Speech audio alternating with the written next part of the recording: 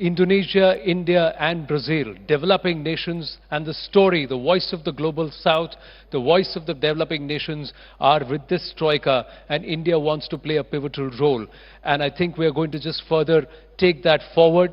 And here we have the Prime Minister speaking to Money Control, and let's go straight across to the person who's currently quite literally in the thick of all the action, and he's taken the time out to speak with us. Shri Amitabh Kant, the Sherpa of G20 in its for India in its years as President or Chair.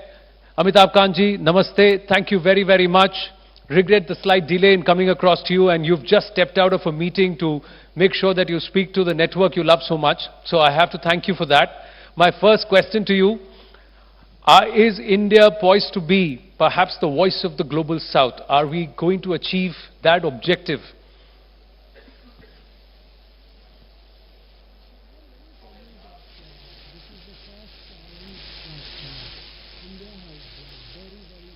Advocated the voice of both the developing markets and the emerging markets.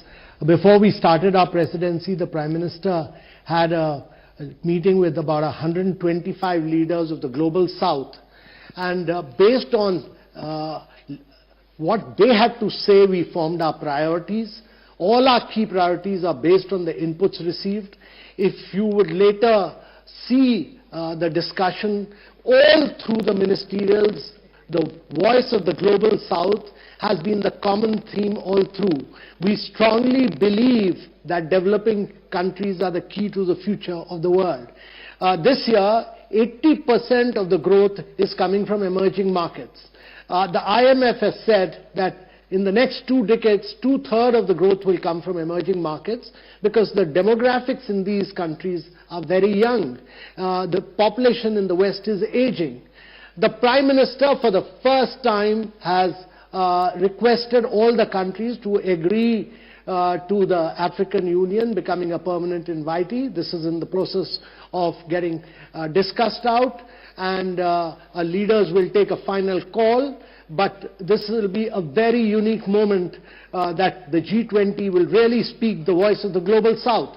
6 of the fastest growing 12 nations in the world today are from Africa, and making African Union a permanent member will be truly the voice of the global south as far as India's presidency is concerned. Is that top on your to-do list, and how has it been so far with the negotiations, sir? How easy or difficult has it been? Is this conversation perhaps some time out amidst very, very strong engagements with all the nations, the Sherpas of all the nations?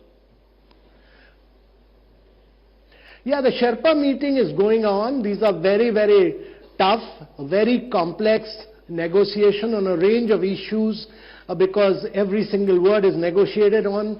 There are 29 countries, 20 G20 countries plus the 9 invitee countries. Then you have a lot of international organizations. All of them are a part of this negotiating process.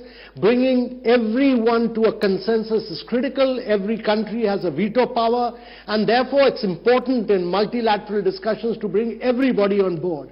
This is a very, very complex and a complicated job, but there we are. India has done this throughout the year very successfully, and we are hopeful of what the Prime Minister has termed as a very ambitious, very inclusive, very decisive, and a very action-oriented presidency, and a very forward-looking New Delhi leaders' declaration. Amitabh ji, I know you are joining us remotely, but in this audience we also have High Commissioners, envoys of various nations, a lot of them members of the G20. As I say good evening to all of them, they are also listening to every word that you speak. So let me ask you, if you can hear me clearly, let me ask you, Will India be able to achieve consensus across the board? Will we be able to assume the role of a bridge nation? So let me, Anand, first say that throughout the year we have focused on key developmental issues of growth issues. The developing countries and the emerging markets, for them today growth is critical, development is important, inclusive growth is critical. Because, the post-COVID era has seen a vast number of people go below poverty line. A huge number of people have lost their jobs. 1/3 of the world is in recession. 75 countries are facing a global debt crisis. So the developmental issues are important. You know, strong, sustainable, inclusive, balanced growth is critical. Pushing action on the sustainable development goals is critical because only 12 of the 169 SDGs are on track. So you need a specific action plan for 2030. Instead of progressing, we have regressed. Then you need action on climate finance, climate action. And for all this, you need resources. And therefore, you need multilateral institutions of the 21st century. You need technological innovation, and you need digital public infrastructure to drive growth and bring financial inclusion. And lastly, one of the key priorities of our Prime Minister has been women-led development. How do you bring women empowerment, gender equality? All these have been the key priorities for us. We are very confident and hopeful of bringing a consensus on all these key and critical developmental issues. As far as geopolitics is concerned, we've kept it on the side because it's important for us to drive development and not geopolitics. But we are very hopeful that we'll be able to discuss with all our friends here and find a solution to even geopolitics. We are not a part of the present crisis. It's an important issue for the West, but not for the developing countries. But we plan to bring everybody together and find a resolution forward. You talked about the Africa Union, or the nations from the continent of Africa. Africa itself, across nations, is witnessing a lot of strife. There is also geopolitics as part of trying to maintain, with nations wanting to maintain their economic hegemony, using the Africa nations and their resources as a base. Now, is there a consensus that this has to be stopped, that African nations should be allowed to engage directly? And also, is there a consensus on the first right to resources for the developing nations, Amitabhji? Yeah, so the proposal of the Prime Minister has had a very wide support amongst all countries. Let me tell you, all the developed countries across the region have supported the Prime Minister's proposal. This is at an advanced stage of discussion right now, but I'm very sure that the leaders would look forward, leaders would probably announce it. They would look forward to having African Union as a permanent member. And as far as development, resource utilization, and as far as growth, progress, using technology for development, all these are critical issues. This particular statement will have more on developing countries and emerging markets and the voice of the Global South than any declaration ever held. And therefore, my view is that this statement will be truly the voice of the Global South. This statement will really reflect the concerns of the developing countries and the emerging market. And this particular statement will truly attempt to make a quantum jump for the Global South as far as international development is concerned. I'm aware that the statement is work in progress, but how much of it has been achieved in terms of consensus? Can we say we are 70% there already with respect to the draft, sir? And I wouldn't like to, I would merely say that we are very positive, we are very optimistic. A lot of hard work is going into this, very complex, very tough negotiations are going on round the clock. These start early morning at about 7 o'clock, they go on all night. We have several bilateral meetings, we have very tough, complex negotiations. So I would merely say that we are well on the path to moving forward. We are very optimistic, we are very positive that we'll be able to achieve success in a very big way. But I would merely say that this is work in progress right now. 2 p.m. to 2 a.m. is what you had told me when we just spoke the other day. But in the process of the democratization of G20 in Bharat, PM has actually spoken about it when he spoke to us here at Money Control. How much of it has enabled the youth of our country also not just showcase themselves in terms of potential to the entire world, the G20 nations? How has it been received by the G20 nations? Well, we've done our presidency very differently than any other country. In most countries, it is held in one city or two cities. The Prime Minister's view is that we should take it to, his view was that we should take it to all states of India. We took it to all states. We took it to 60 cities. We took it to the schools, the colleges, the university. We held model G20s. We had several quiz contests. We had a vast number of interactions, and actually students and, all schools, colleges, everybody participated in G20 in a very big way, and therefore my view is that it's been truly a people's presidency. For the first time, G20 was a people's presidency. Any memories that you'd like to share on a lighter note that you would take away from this last whole year that's gone by, especially as Sherpa? Oh, well, we've had, there are a huge number of very fascinating memories, because this was really used as an opportunity to get into the backwaters of Kerala, to explore the Vijayanagaram Empire, which is the fountainhead of Hindu civilization at Hampi. We were able to clean up the lakes in Udaipur, and everywhere the local citizens were involved in this. We were able to do a lot of boost to travel and tourism. All our hotels are packed right now. We were able to give a huge fillip to one district, one product. The local arts and artisans, we were able to really give a massive push to millets all along. And to my mind, what we've done is really use this opportunity to push the soft brand of all the states of India.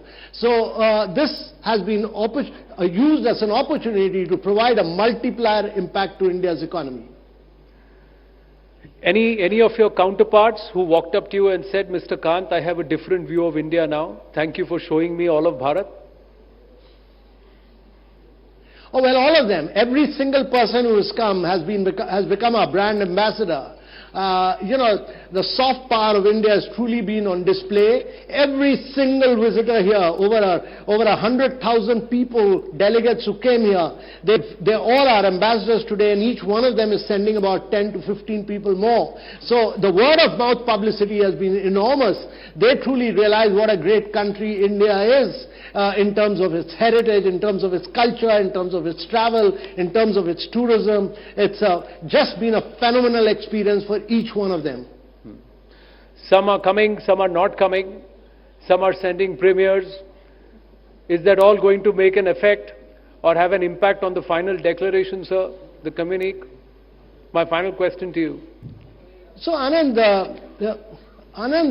in every presidency, you normally have some heads of states not able to come. But even in Bali, you didn't have President Putin there. Several states, Italy just had about 14 heads of states. So this happens. This is a regular part of it. But the process of negotiations, the process of putting the leader's statement, that's all done very seriously. There is some head of the state or other always, the foreign ministers, there are many other ministers who are always there. And I think what you will see is a real galaxy of top leaders in Delhi. This will be the biggest gathering of leaders in Delhi. So you're sure that we will do better than Indonesia in terms of the final... We'll do better than any other presidency. We'll work, we've done a very professional job throughout the year, and we are very hopeful that our outcomes will be many more. We are very confident that India's presidency will be a unique landmark in the history of G20. Well, on that note, sir, I'll let you go. I've got the indication that you are hard-pressed for time, but I sincerely appreciate and thank you on behalf of CNN News 18 and the network for making this time. All the very, very best. Wish you all the best, sir. Good luck. Thank you, sir. Thank you. Ladies and gentlemen, Amitabh Kantji. Thank you. Thank you.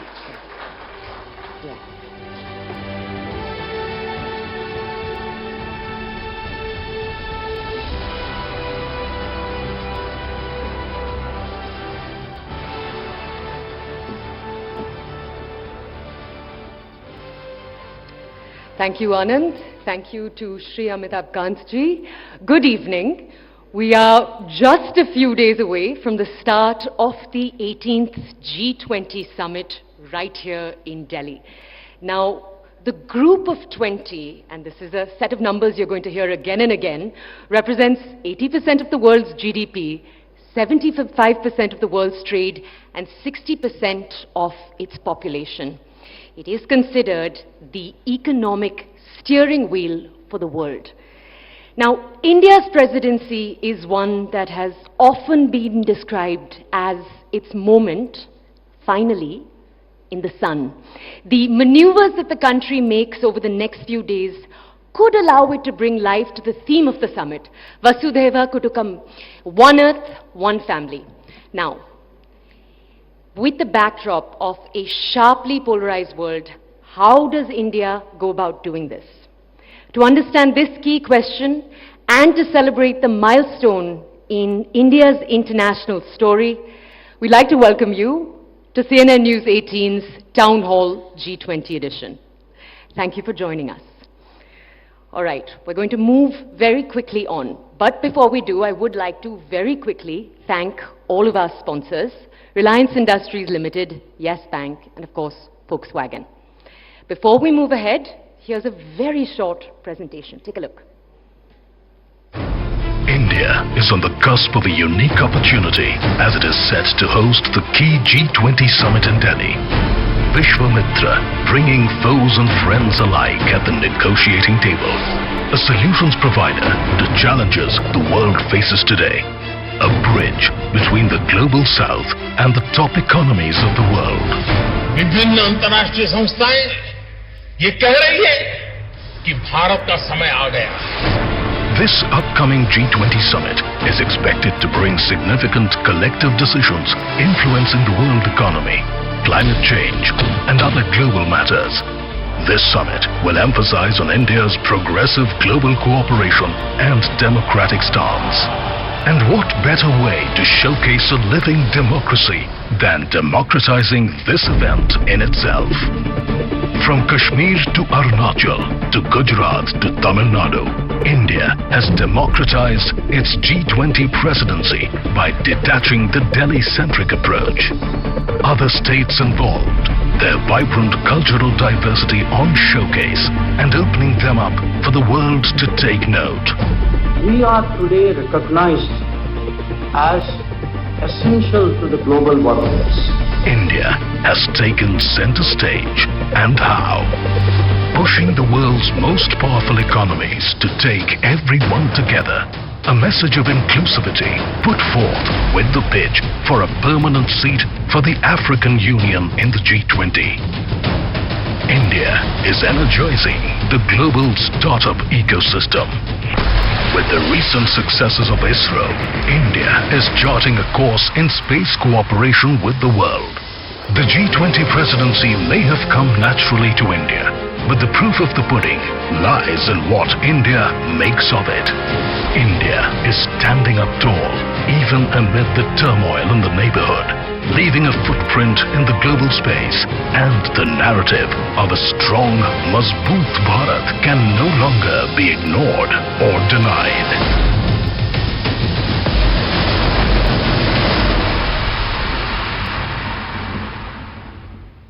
All right, let's move now to our second sit-down talk. The G20 is going to be attended by 19 countries and the European Union, which represents, remember, the interests of 27 countries on its own. Now, the summit is taking place in the background of continued talks on a free trade agreement between India and between the EU. At the same time, more than a year after the start of the Ukraine war, clear differences remain between the EU and the way a number of countries, including India, have handled relations and trade with Russia. How much will this be a talking point at the G20 summit? To understand this and more, CNN News 18's Zaka Jacob in conversation with the EU ambassador to India, Hugo Astute.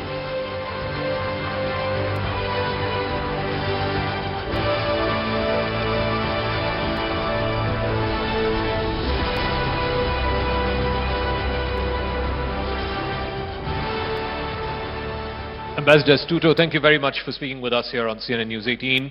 You saw the AV, you heard what my colleague Toya just mentioned. This has been a seminal year, almost difficult year, and Europe has been at the center of it. First of all, what are your expectations from India's G20 presidency? It's right here, it's this weekend. Will India be successful in forging a consensus in what is a very deeply divided world? Thank you. Thank you very much for inviting me at this wonderful evening. Well, what I can say is that I think the Indian presidency has already achieved a lot, has made already a terrific work in bringing to the fore a number of issues which are topical for the whole international community. Let me remind some. Climate change, obviously, the digital transition, women's empowerment, the achievement of sustainable development goals. And then as Europeans, as neighbors to Africa, we clearly particularly appreciate the focus on Africa and the invitation extended to the African Union to join the G20. So I think these are all very successful achievements of the Indian presidency you can already be proud of. Clearly, we don't live in a business as usual situation. In Europe, we have seen the return of war. The Russian aggression against Ukraine, against its peaceful neighbor, continues. And this is something which affects the whole world as a matter of principle, because you see a violation of the UN Charter, the infringement of the sovereignty of a peaceful neighbor. And also when it comes to the economic consequences of the aggression, you see the risk of a food crisis, you see the increase in energy prices. So all this is relevant for the G20. I want to come to the war in just a second, I will. But about the expansion of the G20, and India has been pushing the case for the African Union to be included in the G20. Is that something that the EU and EU member states would welcome? Because right now it's being seen as the G20 is a very closed, sort of elite grouping of nations. Well, what I can tell you is that we support the initiative taken by India to invite the African Union. We believe it's a very appropriate measure. We are neighbors to Africa. We have also, on several occasions, tried to put Africa to the fore of the agenda of the G20. I remember the German presidency, for instance, the G20 not so long ago.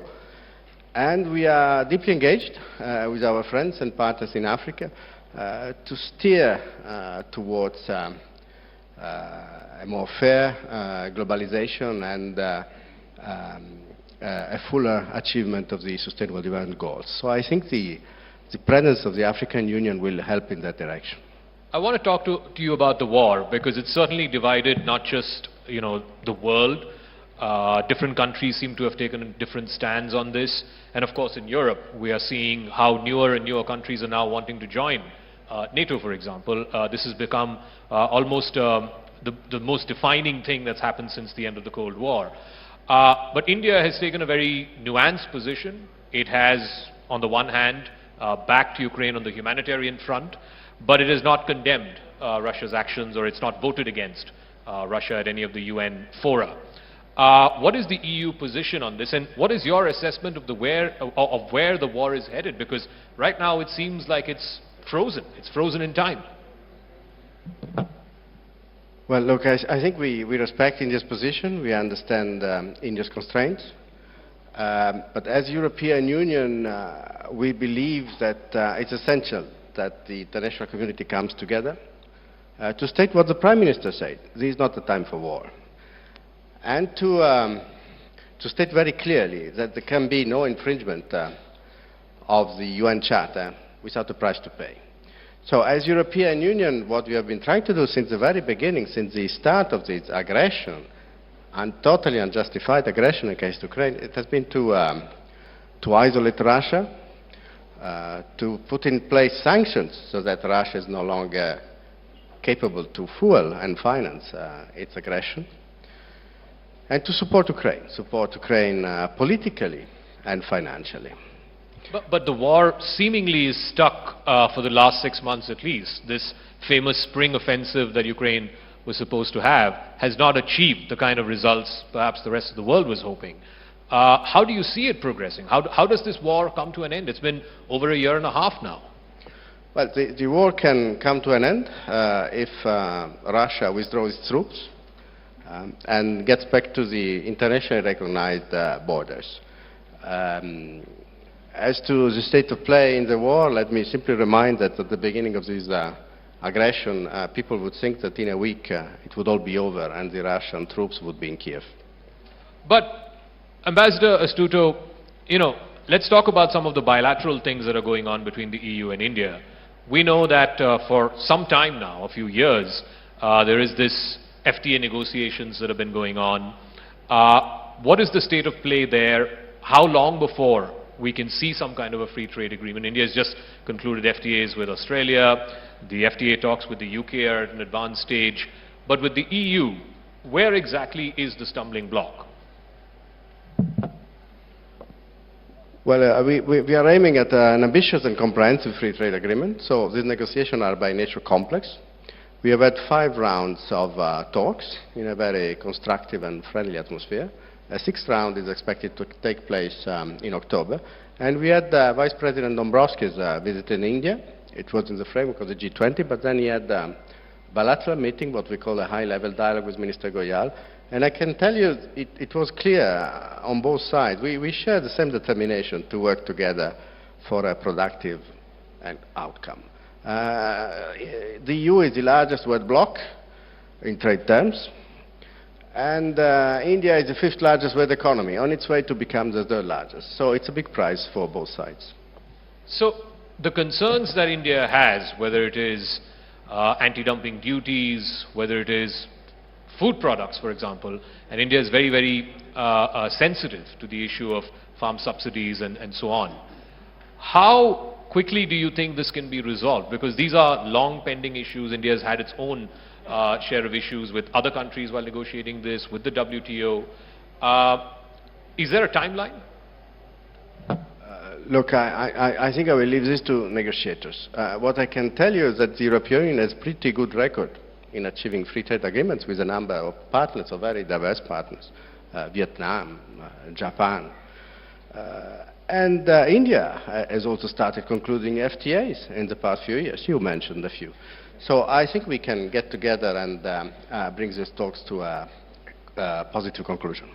I want to look at the arc of where the world is moving.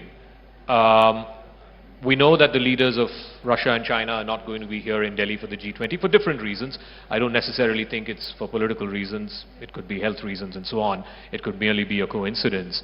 But are we moving in a direction where you have the United States, its European partners on the one side, firmly ensconced in one corner, and then you have Russia and China on the other, and you have this great power competition that's going on, and where does that leave countries like India? Well, I wouldn't describe the situation in these terms. What I see, let me refer to the voting at the UN General Assembly.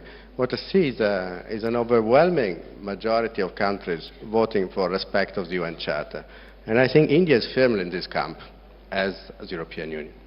All right. I think we have a couple of audience questions. I believe my colleague Abhishek is in the audience and he has a question. Hello, Mr. This side. Okay. So, Mr. There has been talk about this whole G20 turning into a West-dominated agenda and Russia, China being on the other side. In fact, this is what at least the Russian side has been claiming. How do you see this whole conversation going forward, especially when we are also going to see many senior leaders not coming to Delhi? So, how do you see the joint communique or the consensus or the many priorities on the issues to which G20 has been formed? How much of priorities those will be given, or will it just be an agenda-driven summit where both sides will try to push each other? Yeah, well, I think the agenda of the G20 is very firmly in the hand of the presidency. And I think we can fairly say there are a number of topics which are not of the interest of one grouping or another, but of the international community as a whole. I mentioned some earlier. When we talk about the fight against climate change, when we talk about the renewed focus on the achievement of sustainable development goals, I don't think you can say this is a Western-driven agenda. This is an agenda driven by the global common good.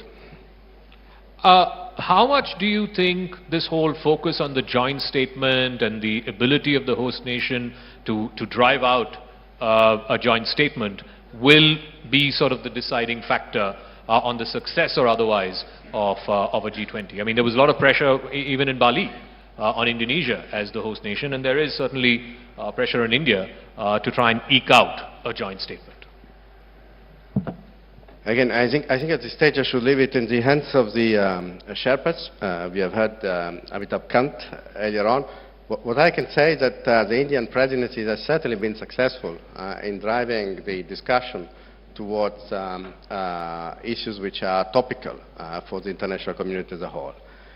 And when it comes to the Russian aggression, again, we are talking about very essential principles that steer the very life of the international community. And these are issues that also affect the G20. All right. So, ladies and gentlemen, can you please put your hands together for Ambassador Ugo Astuto of the European Union.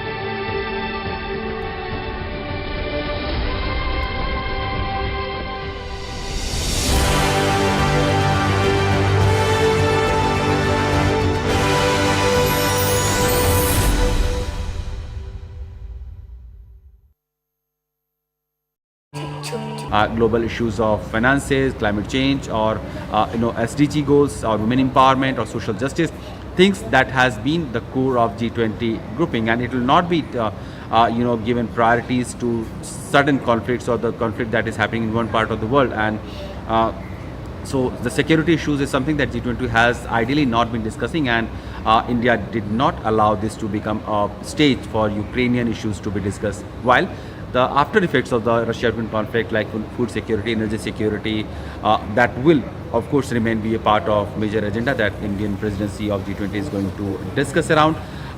Prime Minister Modi will also be likely having a dinner hosted for President Biden. We know that recently Prime Minister was in Washington, where the Biden family had hosted a very special dinner as a state guest for Prime Minister Modi.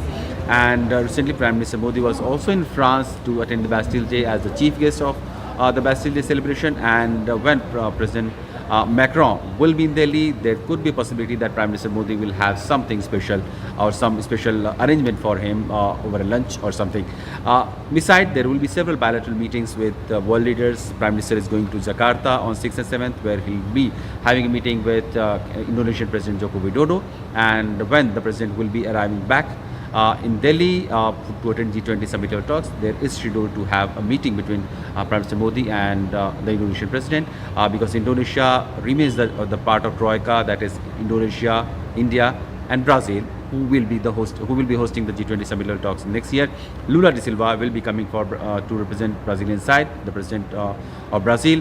He just had a meeting on the sidelines of BRICS summit level talks in Johannesburg, also with Prime Minister Modi, and we'll have to see how those meetings will take shape when the frequency of the leaders talk will increase, and how India, Brazil, Indonesia and other part of the South, global South will become a more stronger voice in the context that they want to have some solid reforms at multilateral platforms around the world, especially in United Nations. So while G20 will remain focused on many agendas of development, issues of multilateral reforms, climate change, global security, food security is something that India is going to push for. Social justice, women empowerment is something also that Prime Minister Modi had talked in the past to be talked about at the G20 summit level talks.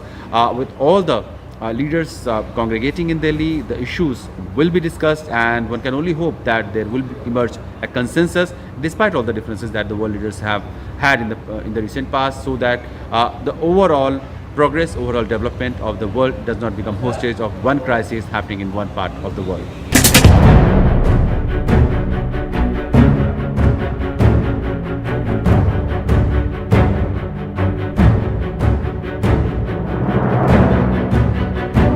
Delhi is all set to host the G20 summit level talks, when the world leaders will be arriving and discussing about the priorities, challenges, common concerns around the world, especially in the area of development and finances. President Biden of USA will be arriving most likely on 8th of September, and during those 3 days when the leadership from UK, Rishi Sunak will be coming.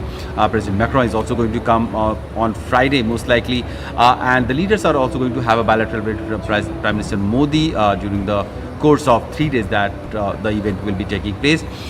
Two presidents, Russian President Vladimir Putin and Chinese President Xi Jinping is not going to attend the summit level talks. The Russian president has sent Sergei Lavrov, the foreign minister, to represent him, while today the Chinese side have confirmed that Premier Li Qiang will be representing the Chinese delegation at the summit level talks.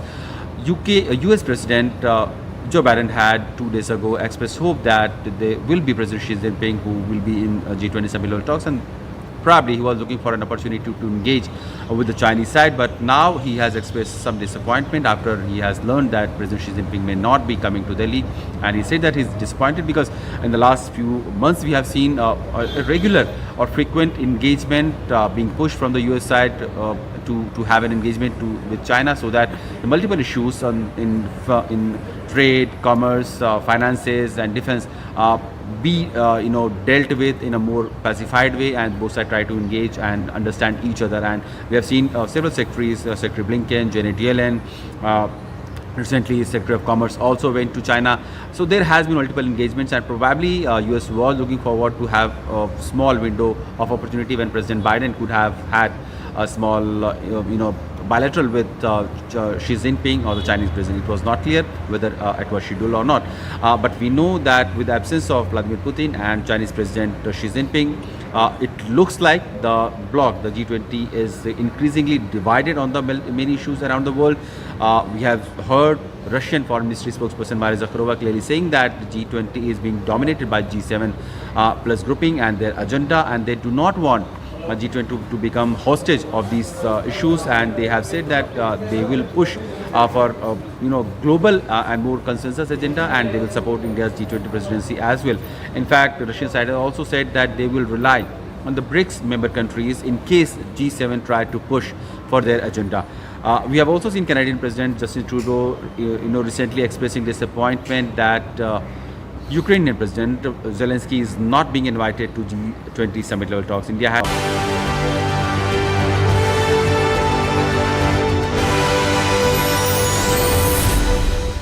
For us, in any forum that we are together with India, we feel that we are together with allies. And this is very important to us. Also, people asked me in the past about Israel's position when it comes to permanent membership to India in the Security Council. Security Council, yeah. And I think that also for us it comes very natural. We say, of course, we want our strong partners and responsible players to be in key positions in the world in general. Security Council is another one of them. But you don't think in this, and I asked this to Ambassador Astuto, you don't see in this arc of great power competition that's happening primarily between the US and China, countries are being forced to take sides? And how do these smaller groupings then navigate that great power competition? So I think the full battle is not there yet. We will see if it will get there, the economic battle that we all the time hear about. So there are here and there incidents, semiconductors and others that we saw. But I think countries will choose where they want to be if they want to be. It's a free world. Everyone will hedge its bets where it's the right place to position himself, especially the bigger countries. I think no one can force anyone to do anything they don't want in our world today. There is, of course, you make the calculation of balance of what you might gain or what you might lose from every tactic you take. But it's up to each of us to decide where they want to find themselves. Ambassador Dimitrios, Prime Minister Modi was in your country recently, the first Indian Prime Minister in I think 40 years to be there. There is a sense here in India that Greece is somehow shaping to be India's sort of gateway to the Mediterranean. We have tried through one other big power in that region for a number of years, but because of geopolitical reasons that hasn't really gone too far. But is Greece now becoming some sort of a gateway, a maritime gateway for India into the Mediterranean and from there towards mainland Europe?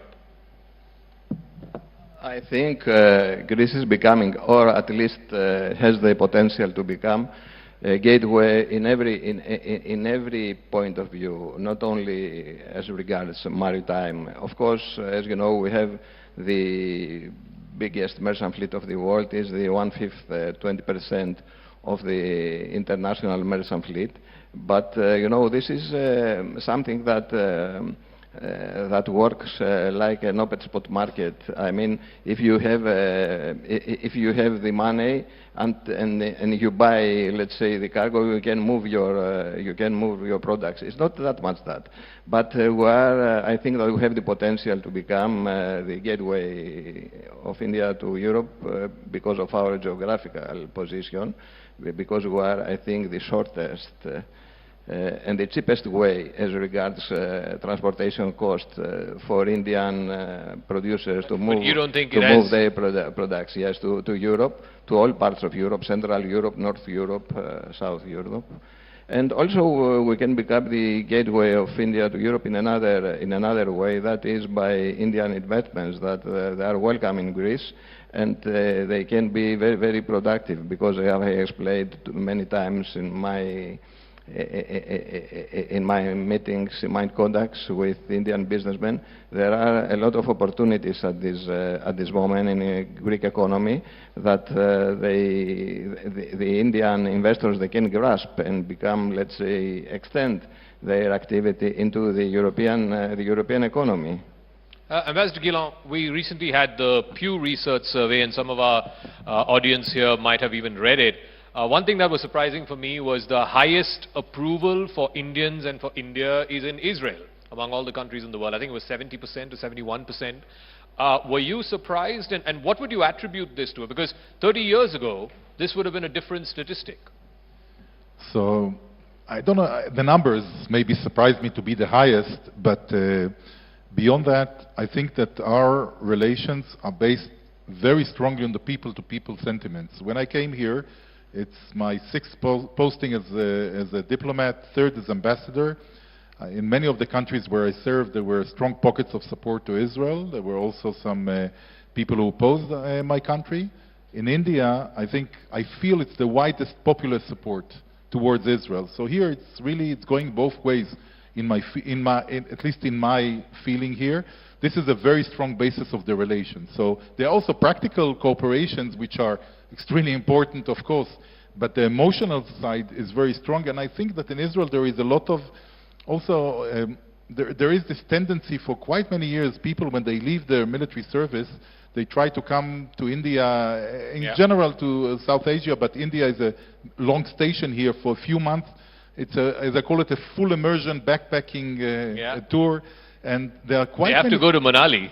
So the Hummus Trail, we call it the Hummus Trail, the place where they go. But, you know, these people are already generations, so they bring their children out, and they have relatively deep knowledge of the culture here and appreciation and love to India. There are people who are serial visitors, that they come not every year, every vacation they have an opportunity, they come to India. So I'm not totally surprised. How much of it is because of Fauda? The lead actor was there in our office a few weeks ago. I think he's in a mainstream Bollywood movie now. Yeah, so Fauda, again, I think it's many, many values, and each one has, when I speak to people here in India, each one has his own explanation why he admires Israel.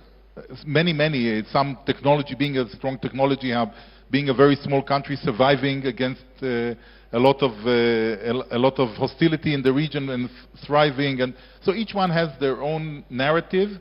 I buy all the narratives, most of the narratives I accept, as long as they support Israel and support our great relations. So I'm there. All right. I want to see if we have some audience questions for the ambassadors. Yeah, Sharon, my colleague, is there. Yes, Zaka, we have a question over here. Shalom, Ambassador. So we both agree that rural development and agriculture are cornerstone of any nation's development in the future. And Israel has been working hard with our teams here to develop centers of excellence and things like that.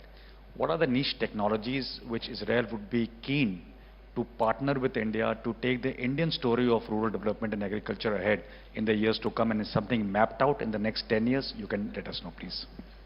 So we have, it's true, we have about 30 centers of excellence in agriculture all around the country, and we are another 15 in the making. So this is quite a lot. These are technologies that are adequate to the small farmers. The big challenge here of taking India to the future is finding a way of consolidating to bigger farms. The small farms you cannot introduce. It's not the farmer cannot afford or does not have the ability to absorb the high-tech technology that there is today. So I think consolidating to bigger farms will be an issue. Israel went through this process itself, but unlike India, we don't have this many years of culture of agriculture coming from grandfather to father to son, to father to son to grandchild. So all that is very hard culturally to consolidate to bigger farms, but I think it will be a need of the future sometime. What we are putting a lot of effort here is into water management. So being probably the #1 leader of the world in water management because of the scarcity, we know and we have the only water attaché in the world in the embassy in order to help in water planning. So the execution will be done by India, but a lot of the technologies are technologies that we use, the reuse of water. We reuse 90% of our water, we repurpose it to agriculture. The loss of water here is too high. So many elements in India that I think in water, improving the quality of the water, the availability of the water and the usage of the water to the right, adapting the right agriculture to the right water resources and the climate and everything. So we are doing quite a lot of work in these fields. All right. I believe one more question. Where is Sharon? Sharon has the mic. So we have a question for the Greek ambassador to India over here. Hello, Ambassador. My name is Augustine, and Greece and India, we are very old civilization. And I happen to travel all over East, in Greece and into the island nations of yours, island places of yours, and I've seen that Greece has changed over time. Probably your immigration policy has sort of backfired, and we have in India a great working population and a peaceful working population. So how are you looking at reworking your immigration policies? That's a core debate, not just in Greece, across Europe. How are you dealing with that challenge? Okay, there are two issues, two sides here. The one is irregular migration, and the other side is legal, regular migration, lawful migration. Anyway, to put it straight and very simply, at this very moment we are working with Indians in order to complete an agreement of migration and mobility, in order to bring Indian workers, Indian scientists, and Indian people to work to Greece and to live in Greece and to work for the Greek economy. This is our point of view, and all Indians are welcome in Greece. All right. Okay, thank you very much, ladies and gentlemen, the ambassadors of Israel and Greece.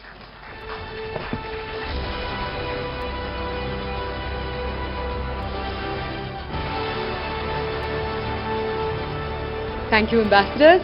Thank you, Zaka. Next, a change of flavor, a break from the discussions around diplomacy, and a very short sojourn into the world of culture. Our next guest is a 3-time Grammy Award winner. He is someone whose own diverse life story reflects India's multiplicity. I'm not going to tell you his name. We're going to show you a very short video. Namaskar everyone! Namaste everyone!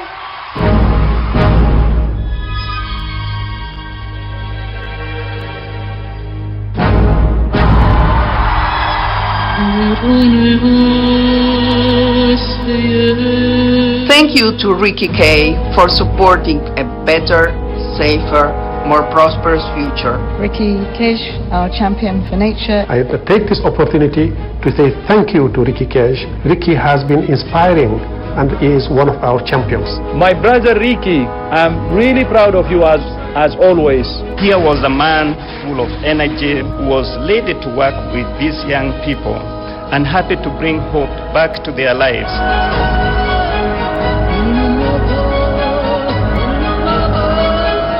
And the Grammy goes to Winds of Samsara. I'd like to thank the Recording Academy. Asatoma Satgamaya Om Shanti Shanti Shanti Om. Thank you. And the Grammy goes to Stuart Copeland and Ricky.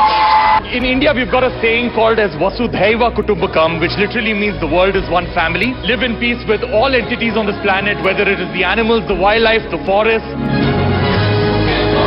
Stuart Copeland, Divine Tides, and Ricky Cage.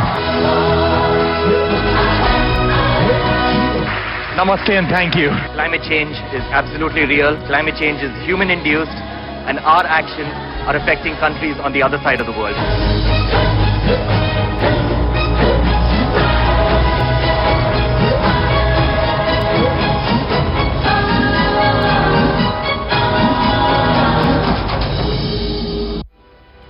Ladies and gentlemen, please welcome to the stage three-time Grammy Award winner Ricky Cage in conversation with my colleague Shivani Gupta.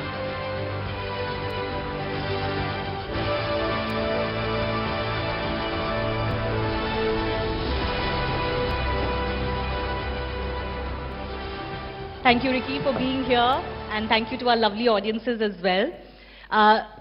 Ricky, as we just saw in this AV presentation, you talked about Vasudhaiva Kutumbakam, which is interestingly the motto of the Indian G20 presidency. I want to begin by asking you, you have this bent where you propagate Indian philosophy, including our Indian and Indic philosophy of Vasudhaiva Kutumbakam. Tell me, where does that come from? Why do you have this bent that you go around the world and share this Indian philosophy? So first of all, a huge honor to be interviewed by you here. Thank As you. you know, I'm a huge fan of yours. Honor is all mine. So, growing up, I've always been two things. I've been an environmentalist and I've been a musician. These are two pillars that have pretty much dictated my life and all of my life decisions. And coming to Vasudhaiva Kutumbakam, that's at the heart of our civilization, at the heart of our traditions, at the heart of who we are as Indians. And Vasudhaiva Kutumbakam literally means the world is one family, as all of us know. It means coexistence, and if you have to literally translate it into English. For some reason, when we think about coexistence, we only think about living in peace and harmony among all of us human beings. Because somewhere along our journey of being human beings all over the world, we've forgotten that we are not the only species on this planet. We're just one among millions and millions of species. And true Vasudhaiva Kutumbakam has always meant living in absolute peace and absolute harmony with every single entity on this planet, whether living or non-living. So not only among all of us human beings, which we're not doing a very good job of right now, but also among all life, the forest and wildlife, and also the elements of nature, that is the land we walk on, the water we drink, the air we breathe. So this is something that I believe that if we practice true coexistence and true Vasudhaiva Kutumbakam, that is one earth, one family, one common future, then all of these environmental problems will be history. So share a little bit about your journey, because you grew up in Bengaluru, right? And you even studied Indian classical music when you were here. How did the switch happen to, to being abroad and the music you do now? And how has that journey been like? First of all, share your experience as an Indian when you first ventured outside of India. So of course, growing up in Bangalore and also, doing non-mainstream music, not doing Bollywood music, not doing what is considered to be pop music in India, creating music from the heart, creating music based on my own thoughts, my own philosophy, mainly about the environment and nature. Things like the Grammy Awards and things like, these kind of international recognitions were unattainable dreams, or things that I did not even think were my goals, or, things that I would just watch on television and that was the end of it. But then again, winning my first Grammy Award in 2015 was absolutely amazing. It was a huge pat on my back, and and it gave me a lot of encouragement to do things further. But everything that I do around me is Indian, because I make music from the heart. So an Indian like me, when I make music, it is always going to be Indian. It's just like, let's say if you have to take a comparison, if an Indian person is making food for his or her family, they want to make like a pasta, very authentic Italian pasta. They'll have the best of ingredients and, and the best quality stuff and, a very authentic pasta. But then, just before it goes to the dining table, into the hands of the family, there'll be a little bit of chili powder and turmeric powder thrown in. Or maybe a sprinkle of dhania, fresh dhania. Exactly, a sprinkle of some coriander or something like that. So that's exactly how I am as a person. No matter how much I try to make music that is completely and authentically Western, there'll always be an Indian element in everything that I do. So I guess that's how, growing up in India, I'm an Indian musician, and that's all that I can define myself as. But can I ask you, how is it when you started working with non-Indians, if I can put it like that, to make your music, co-produce and co-make your music? What is the difference that you see from the time when you first ventured out to today? Because, as we celebrate India's G20 presidency, the one thing that everybody is talking about is India's place in the world and how Indians are seen and perceived in the world. So could you share, has that changed over the years in your experience? So again, these are strictly my own personal opinions. So when I started off collaborating with musicians in the West, it was always a sprinkling of Indian music. The music would be primarily Western, and there would be a little bit of a sitar thrown in, or a little bit of a tabla thrown in. So it was just flavoring that they wanted to make it feel a little exotic. But now there is a little bit of mainstreaming of Indian culture and Indian traditions and Indian musical traditions all over the world. So, and this cannot be isolated from what is happening in India in general. Because being a United Nations Global Goodwill Ambassador and traveling around the world on environmental causes, working with various agencies like the WHO, with the UNCCD, with the UNFCCC and with UNICEF, I've realized that in the past what would happen is that India was always on the sidelines when it came to making these important, these important international decisions and these intergovernmental decisions. And now India is not only participating very actively but taking leadership. And that is trickled down into all of our, into arts and culture too, where, we are taking the leadership right now. It's very easy to collaborate with Indian musicians, and people have started realizing that, because we Indian musicians are the best at improvising in the whole world. Like everything else. Like everything else, exactly. So we're easy to work with in any way, and that's also with arts and culture. You can give us a piece of rock music and we'll be able to play a top line on that. We'll be able to play a sitar solo on it. We'll be able to make it our own, And, and so right now the collaborations that are happening between Indian musicians and the Western musicians and our counterparts over there is now more like 50-50% collaborations, where there's a mutual respect and admiration for both cultures, and both cultures are equally respected. So that's what I'm seeing right now, that, that right now we are being taken far more seriously, and we are taking leadership when it comes to arts and culture. Absolutely. I do want to ask you, coming back to environmentalism and the Vasudhaiva Kutumbakam philosophy, one world, one family, one future philosophy. India currently is playing a huge role in that. I mean, despite being a developing country, we want to lead the world when it comes to that message. I remember the Prime Minister recently said, you can milk nature, but you shouldn't be abusing nature. Obviously, there is a relationship where humans need nature and you can milk it, but not to a level where it becomes abuse. And obviously, India's climate change goals or climate goals, India is setting great pace in that. How do you see that, since you believe so strongly in it? Do you feel that India is doing what it can do and can play a leadership role in this regard? Yeah, definitely. Prime Minister Modi, in fact, is very, very committed towards these climate goals, and and is a very, very strong environmentalist from the heart. That's what I have seen in him. At the same time, there are so many things that India is doing, whether it's the Solar Alliance or whether it is, our commitment towards reducing plastics pollution. We tabled a plastics resolution at the UN Environmental Assembly, nitrogen resolution. So we are taking a huge leadership when it comes to all of this. But what excites me the most is the life mission of Prime Minister Modi. Because the life mission is absolutely amazing, because I've always believed, and I've said this time and again for many years at a lot of my concerts, if any of you have come to my concerts, I constantly repeat this, that the biggest threat to us as a species is the constant thought that we have that somebody else will make a difference. We're always waiting for governments, for intergovernmental bodies, for NGOs, for corporations to make a difference, when the truth is that the only way we can bring about meaningful change is if we change ourselves. And the reason why we don't change ourselves is not because we're evil people, it's simply because we have not empowered ourselves to believe that the small, tiny, incremental changes that we can make within our own lives actually matter. And that's what this life mission is all about by Prime Minister Modi, that, it's all about putting the power back in our own hands, in the individual's hands, to be the change that they want to see in this world. And it's about buying, not just buying anything that you see, buying only things that you need with a lot of deliberation, with a lot of mindfulness, and reusing everything, upscaling everything. So I believe that this is something that is really, which will really capture everybody's imagination everywhere in the world, and this will bring about meaningful change. Do you see India finally taking a leadership role, not just in this sphere, but generally? We just had a very successful moon landing as well. We are now aiming for the sun. You are winning Grammys every year for us, so you're representing us as well. And there is so much in arts and culture, or science and technology, in politics and diplomacy. Do you see that India is moving closer to its goal of Vishwa Guru and Vishwamitra?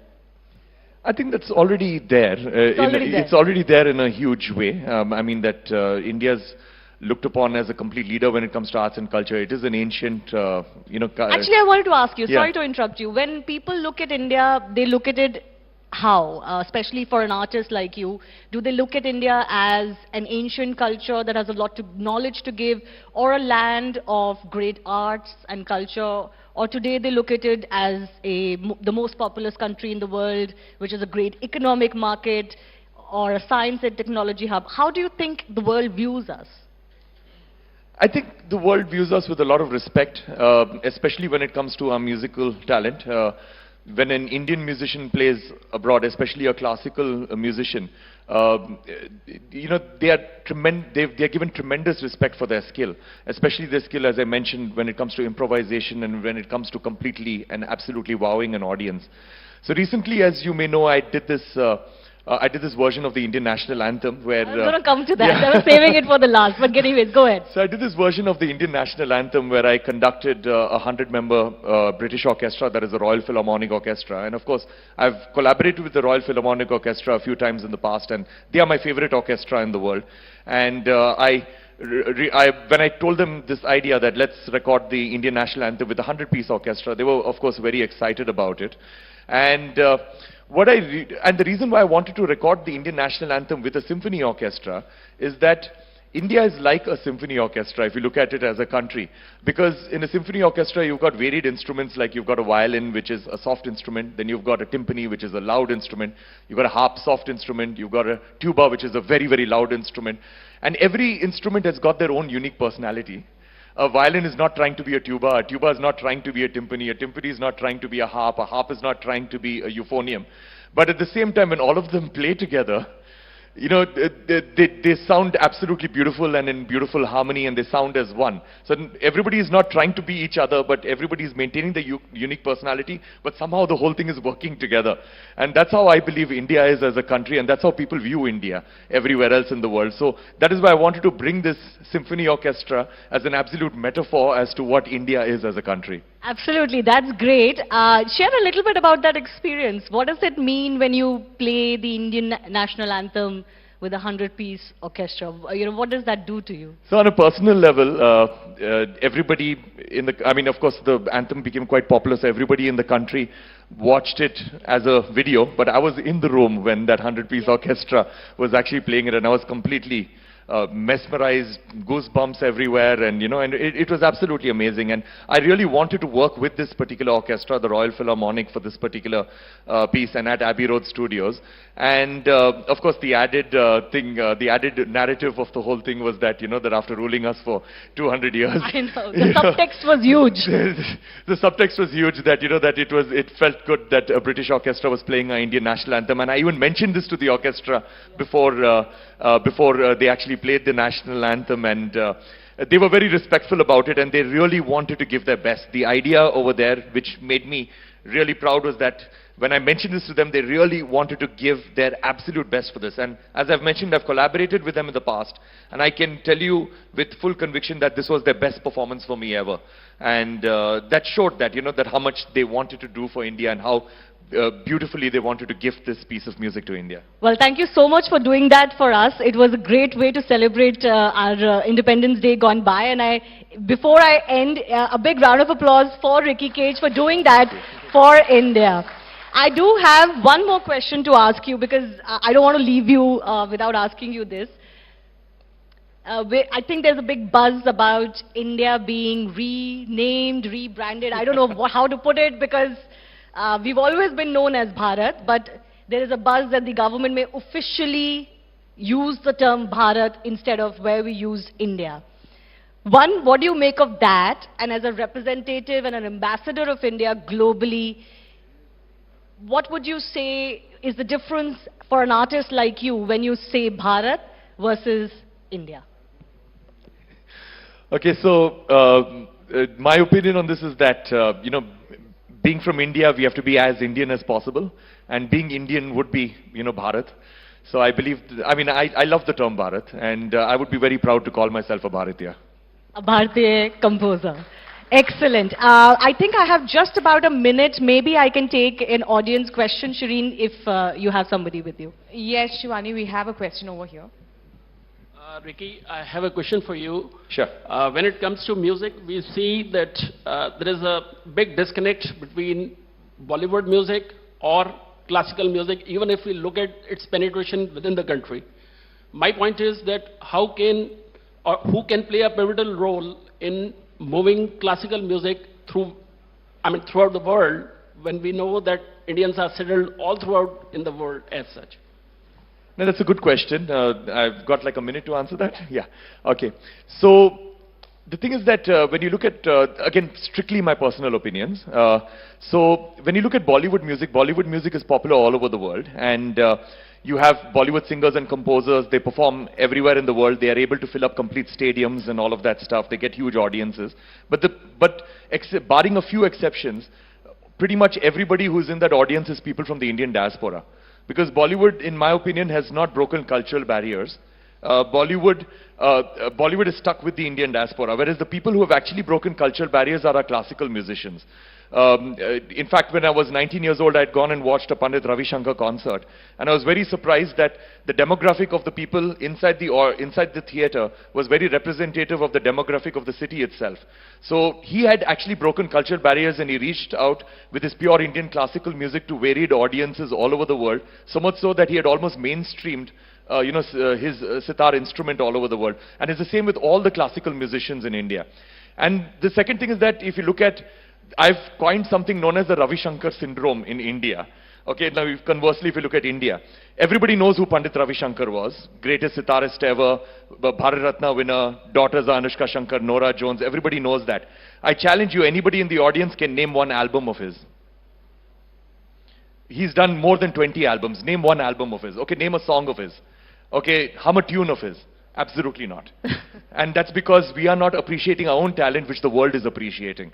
And I guess that it should come from within all of us to appreciate our own talent.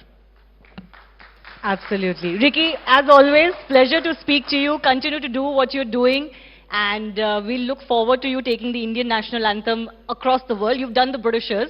Now please do others as we move forward to our other independence. Greece and Israel is next, yeah. All right. Thank you so much. A big round of applause for our guests. Thank you so much.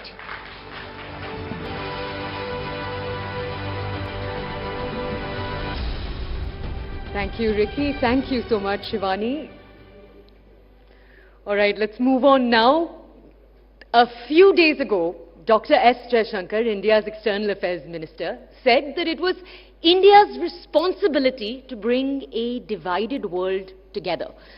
In the last few years, we've watched Indian foreign affairs walk a new talk that experts have pointed out is replete with a kind of never-before-seen self-assurance, particularly when it comes to dealing with the world's power players, be it the United States, Russia, or China. Now, how can the principles of this new India that India is already using to guide itself, how can it use those very principles to facilitate a consensus-building exercise at the G20 summit?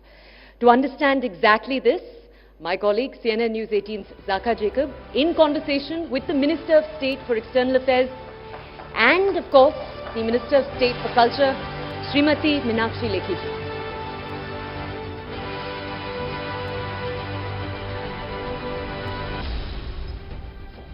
Meenakshi ma'am, thank you very much for joining us here at the CNN News 18 G20 Town Hall. I'm sure you're very busy in the run-up. This is the G20 week. This is where it all culminates. The last year's efforts, India has hosted more than 150, I believe, 175 G20 meetings. What does this feel like? Does it feel like you're at the last 10 meters of a 100-meter race? Absolutely. It's like the moment. You're not quite there, but you're about to be there, and that anxiety along with excitement. So it's a lot of last-minute legwork, which is on. So tell us, what has the last year meant? I mean, India's G20 presidency, the moment the gavel got handed over to the Prime Minister in Bali by the Indonesian President, we have seen more than 100+ meetings from Srinagar to Thiruvananthapuram, from Gujarat to Arunachal. It's almost like a people's G20. Sure. How will this be remembered? So I think every Indian who's been part of it would remember it that this happened in 2023 when India completed 75 years of its independence. Right. So 2023 has been a watershed moment for us for many things. We would be remembering Chandrayaan 3, we would be remembering Aditya L1. So a lot of things which have happened in 23, and G20 is one such thing. When we hosted heads of states, the whole city was painted, colored, happiness all over. And because, as you rightly pointed out, people's movement, I mean, it's people's participation. Democracy is about people's participation, and no policy making can be just closed doors, and without people being party to it, and especially when India has specifically taken a lead when it comes to culture and showcasing its culture. You can't showcase your culture unless people are stakeholders in that. So that's what India has tried to showcase. So India has kept this theme, this slogan of Vasudhaiva Kudumbakam, one earth, one family, one future. And clearly, you know, whether it's on issues like climate change, sustainable development, is the world and the G20 countries realizing that the future is shared, that unless one looks out for the other, you will not be able to, you know, we won't survive. We won't survive as a planet. I think by the tagline itself, we've tried to bring everyone together, and everyone supported us on this. So people have been with us on this, and everyone is realizing that while we all are here in this room, we are happy, but pandemic happened not way far back. It was just around. Human memory is such that we try to block bad things, so we may have blocked it, but it was there. So this is a time when world is going through polycrisis, actually. And at that point in time, when the situation across the globe is that of meddling in polycrisis situation, credibility of multilateral institutes need to be kept. And India believes in both, that we need to find solutions, we need to showcase resilience, and we believe in multilateralism. So G20 is happening at that point in time. And India's role as a chair becomes important on many fronts, and this being the root of whatever else happens. But this multilateralism itself, isn't it facing a bit of a crisis moment, if you will? It is a divided world. You have the West on the one side, you have, because of the Ukraine war, you have Russia on the one side, and now increasingly we're seeing China also sort of, I wouldn't say in the corner, you know, if we were to use a sporting term, they seem to be in one corner. Where does Vasudhaiva Kudumbakam fit in this divided world? So I would say that when we had Raisina dialogue, and at that point in time, I used some term, and I'm going to reuse that term. I said, the world knows about global north and global south. And global north has been the developed world, industrialized world. Global south has been the world which has lagged behind or less developed. India, by virtue of being top 5 economies, top 5th economy, we are global north, and thus we are in G20. But we are 1.4 billion people, thus we represent global south as well. So we are the right people to bridge that gap. And to bridge the gap, somebody in the room, especially when economic policies are going to be discussed, need to take the whole world forward. And then India is rightly placed to act as a bridge between the two, because we have experience of the two, and we are an aspirational country which is there in scientific terms, in technology, in trained manpower, and yet we have plenty of challenges. That's one. Sustainability, availability of finance, so on and so forth. Because you get highly impacted by any policy which gets to be made, plus the resources which need to be used by the north are with the south. So the resource management is as much part of well-being of everyone. So to strike a balance between the two extremes, India needs to act as a bridge.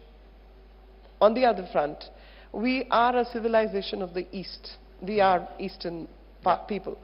And by our institutional mechanism, democracy, rule of law, High Court, Supreme Court, Election Commission, so on and so forth, Parliament, fantastic democracy, transfer of power without any difficulty.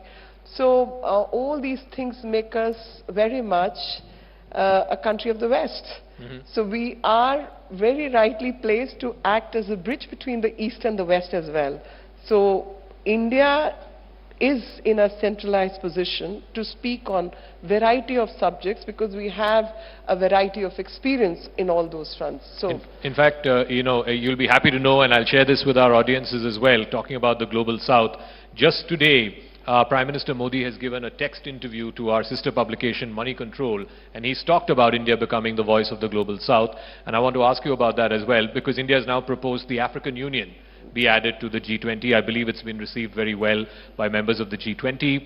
And the Troika, that is the past president of the G20, the current president and the next president. And the quartet. Yeah, and they're all sort of backing for the voice of the Global South. Yes. Do you think the time has come for G20, which was seen as this elite organization, to be more open and accepting of other large voices in the world which are not in the room, as you said? As till now, that is how G20 was looked at, because it was a group of 20 most economically sound countries, where who controlled 85% of the global GDP, 65% or maybe more, 75% of trade and commerce, and close to 60% population. So obviously it makes a very, very powerful group. But this powerful group cannot be industrialized, cannot sustain itself until and unless the resource management from the Global South happens. So both sides need to look after each other, and the voice, by virtue of being the voice of the voiceless, we've tried to do that. That while sustainability, industrialization, renewable energy, everything becomes important, but the worst impacted countries are the countries from the Global South. And then climate finance, investment, etc. becomes important. Technology transfer, skill management becomes important for those countries. So until unless we think of a subject in a comprehensive manner, it will not lead to any result. So for fruitification of the entire policy on trade, commerce or economy, both sides need to meet at some point and discuss it openly. Some heart-to-heart talk needs to happen, and that's what we propose. Ma'am, you're also the MOS for Culture, you're also a lawyer, so I think you're the best placed person to answer this question. This is the biggest talking point of the day, that India, that is Bharat. We have seen the invites that have gone out in the President's name, the President of Bharat. What is the cultural sort of background to this, and what is the thinking as to why? I mean, is a renaming going to happen, or is it going to be used interchangeably? I think we wasted a lot of time on this. Okay. And I would say this because, you see, many a times in public life somebody pitches something, you've got to respond. And, but it's an inane subject. Something as inane as Bharat or India, I mean, these are interchangeable words. And there is nothing much which turns on this, but few people have tried to sort of polarize, create a lot of hullabaloo around this word. So I would say let this be rested and not to waste any more time on this. As of now, the Constitution of India permits interchangeability of the word, and both words are applicable. So, but you're not joining issue with the opposition saying that this is in response to the INDIA alliance. I will only join issue on the second part. I.N.D. Yeah. I.A. Yeah. Because, I remember Mr. Kharge's interview where he specifically said this coalition, I.N.D. I.A. does not represent India. That's it. I will go and pick up that word, that no matter who named us in India or we are called India, they better not usurp that because they do not represent India. They represent a coalition which was earlier called UPA. They can rebrand themselves, they are free to do so, and India's full form is Bharat. India can be called Bharat, but I.N.D. I.A. is something else which Mr. Kharge can very well answer. I don't even remember. Okay. And as a lawyer, you're not thinking of any changing of articles of constitution, amendment?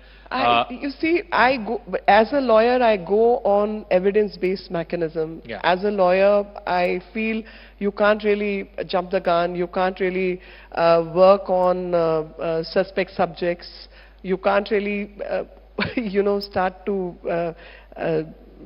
sort of say things preemptively. I don't think, as of now, what I see, India and Bharat are interchangeable. Traditionally, we call ourselves Bharat. India is also a term which is used by the world. So it's both interchangeable. Okay. But those who call themselves as people representing India, I have a problem with them. They don't represent India. They represent a political coalition which is UPA 2 and 3 now, and they cannot usurp country's name for themselves, and because they also know they cannot usurp a country's name for themselves, that's why they chose I.N.D. I.A. So that's who they are, the dotted existence. Okay. Let's talk about dotted existence, because obviously in the G20, and I want to bring it back to the G20, you've been asked this question on a number of occasions last couple of days, but I have to ask you this about the leaders of Russia and China not attending the G20. How much of a roadblock is that, especially in finding consensus and finding a joint statement? So I would say by the time the things reach the leaders, the consensus building exercise or negotiations usually have taken place beforehand. And it's only after that the leaders come to the summit and they take the stage. So consensus building or negotiations happen before that. So all that exercise is going on, is being worked at, various meetings have happened. So all that happens irrespective of presence of the leader. And it's a country's prerogative to send who they wish to send. Many a times, I would say, a whole lot of us are unable to go. I mean, at which level you want country's representation is the prerogative of the country. So whether it's Z or Li, it's for them to decide. It's going to be represented by the Foreign Affairs Minister or the President. It's for them to decide. We cannot really interpret it one way or the other. Okay. Okay, we have a couple of audience questions. My colleague Sharon is there with the mic, so please go ahead. Identify yourself and keep your question short, please. Yes, Thank you. so we have a retired squadron leader, Varsha, who has a question for the Honorable Minister. Ma'am, good evening. Hi. And first of all, I want to thank you for taking up the cause of lady officers. And thank you because you've got our rights. I mean, Thank you. so that is one. And now that we know that the Chinese Premier is not attending, will it make a difference in the G20 meet? Or is it because of Ukraine? क्योंकि हमने सुना है फूफा जी नहीं आ रहे. कौन नहीं आ रहे? फूफा जी नहीं आ रहे. I don't know what she means, but I think we asked this question about whether it will make an impact on the consensus finding. But so it doesn't matter, really. So most of the, you must understand, on every working group, there would have been at least 4 consultations. On every political statement, there are multiple consultations on the table, across the table, behind the scenes. There's this consensus building and an outcome document, or the chair summary happens every engagement. So whether a country finally gets represented by person A, B, C, it's of very little material consequence. So, and it does not impact the outcome as such. And whatever will be the outcome document, say on sustainability, on climate finance, on availability of technology, etc. So all those things will happen irrespective of whichever country is there. all right, Sharon, I think Colonel here has a question. Ma'am, good evening. Good evening. So you mentioned about the holistic approach to how to assess bilateral relations with any country. You gave a lot of parameters from technology to everything else, including environment and other parameters. Keeping US and Russia out of the equation, because we already have a strategic partnership with both as a country, which are the next 3 countries in your mind, personal opinion, which India should look at in the future to interact with? So I think we've made it very clear by engaging with some of the countries close by who are special invitees in this summit, who are not part of G20, but India has called some special invitees. We've got Bangladesh, we've got Oman, we've got UAE. I mean, this is literally look east and look close by. In addition to the fact we picked up the cause of African Union to be co-opted, so we have a strategy in place. Ma'am, just on the question of China, again politically, there's a leader who says he's recently gone to Ladakh, he was in Pangong, China ne to hamari zameen le li. Politically, how would you respond to this charge that's coming to you again from the opposition? So I would say, who is charging? A person who was sitting in the embassy when Dokulam was happening. 62, his family ruled the country. Post that, till 84, multiple governments came, multiple political parties ran the government, but 84 onwards, the most favored nation status was given by them. Olympics, the special treatment his mom, who was not the Prime Minister of the country, was getting. So I think in politics and in democracy, credibility of a person matters the most. So no matter how we look, how badly the campaigns get run, etc., etc., person's personal credibility matters. And I think all these questions are spoken of or casted upon by a person who lacks credibility. So that's my response. All right, one final question. I think the gentleman in the black. Okay. We have a question over here. With more than 80% of the world GDP, 75% of the global trade, and 60% of the world population standing together at New Delhi G20 summit, what best we can expect from our Indian presidency on the very serious issue of climate change? Okay, so I must say the question is twofold. When we talk about, our answer is twofold to this question. One is that many a times culture is one thing which we try to introduce ourselves with others. We want people to understand who we are. And Prime Minister's repeatedly said, Vikas bhi or Virasat bhi, which means the heritage. Now, if you look at our heritage, if you look at our culture, we are very sustainable lot. It's part of our traditions, it's part of our existence that we respect animate, inanimate objects, we look after the environment, we look after the plants, we look after the animals, forest dwellers. I mean, our culture is a culture of sustainability, but probably we've never allowed others to understand us that way.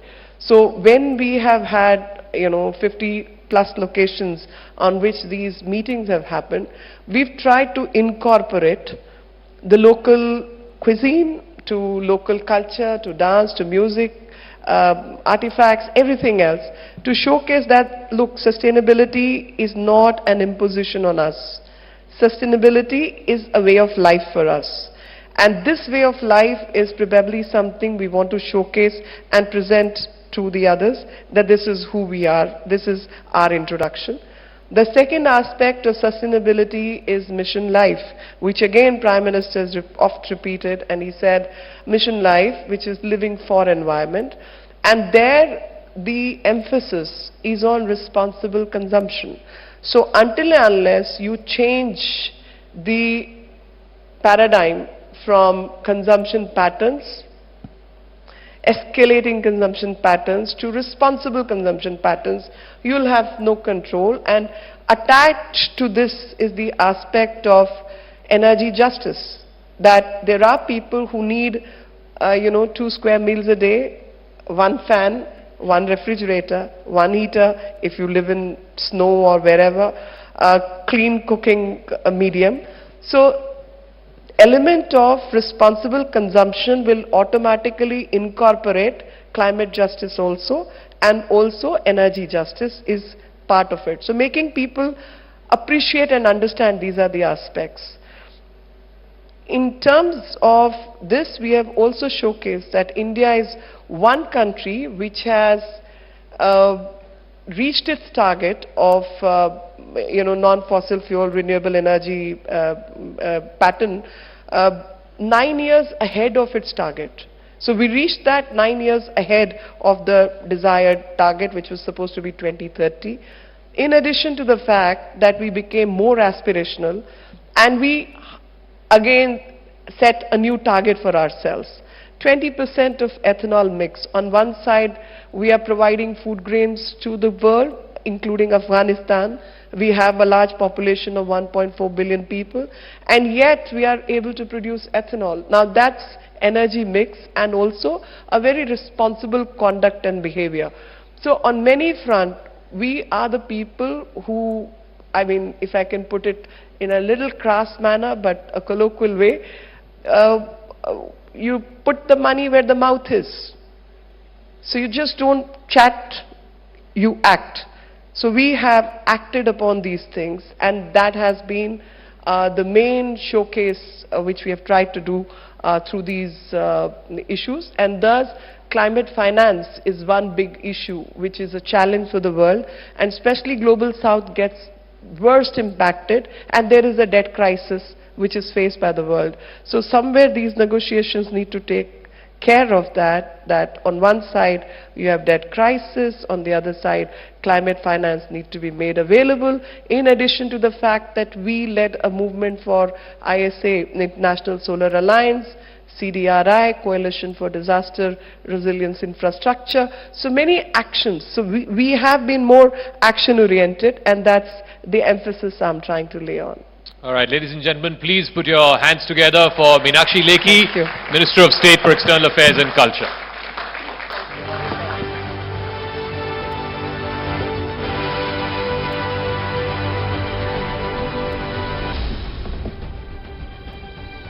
Thank you, ma'am, and thank you, Zaka, for guiding that discussion.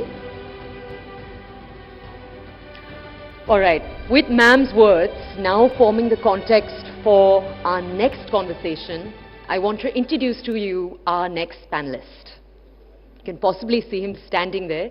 Shri Harish Vardhan Shringla ji, the former Foreign Secretary, currently the Chief Coordinator of the G20.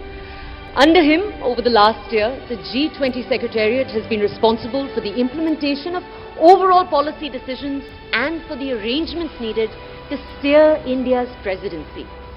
Now, Mr. Shringla has, in the past, described this moment, this summit, as the most significant international event that India has hosted since its independence. To understand more about the magnitude of his speech and the maneuvers that still lie ahead, as you can see, my colleague Anand Narasimhan in conversation with Shri Harsh Vardhan Shringla. Ladies and gentlemen, two sons of the soil from Sikkim, Darjeeling, Paichung Bhutia and Harshvardhan Shringla ji. Top of mind, isn't it? So please, big round of applause, and thank you, sir. You're in the thick of things as Chief Coordinator of the G20. And how's it going so far?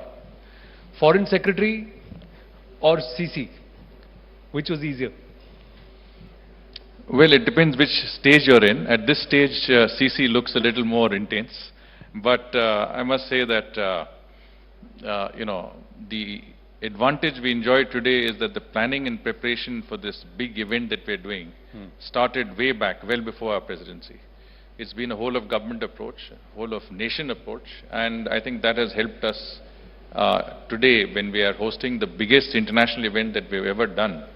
It has, I think, put us in a position where we are confident that, you know, the arrangements for this mega event are in place. Is that also a sign of how we have grown as a nation? How we have improved? Definitely. I think the fact that today we have the confidence to host over 200 G20 meetings in 60 different cities of our country is a sign of confidence. The fact that today we are at the global high table, we are hosting the presidents and prime ministers of the most influential countries in the world, is also a sense of our rising confidence and a sense of our rising abilities and capabilities. Well, you've carried the tricolor to the US, to Bangladesh, to Thailand, the world over.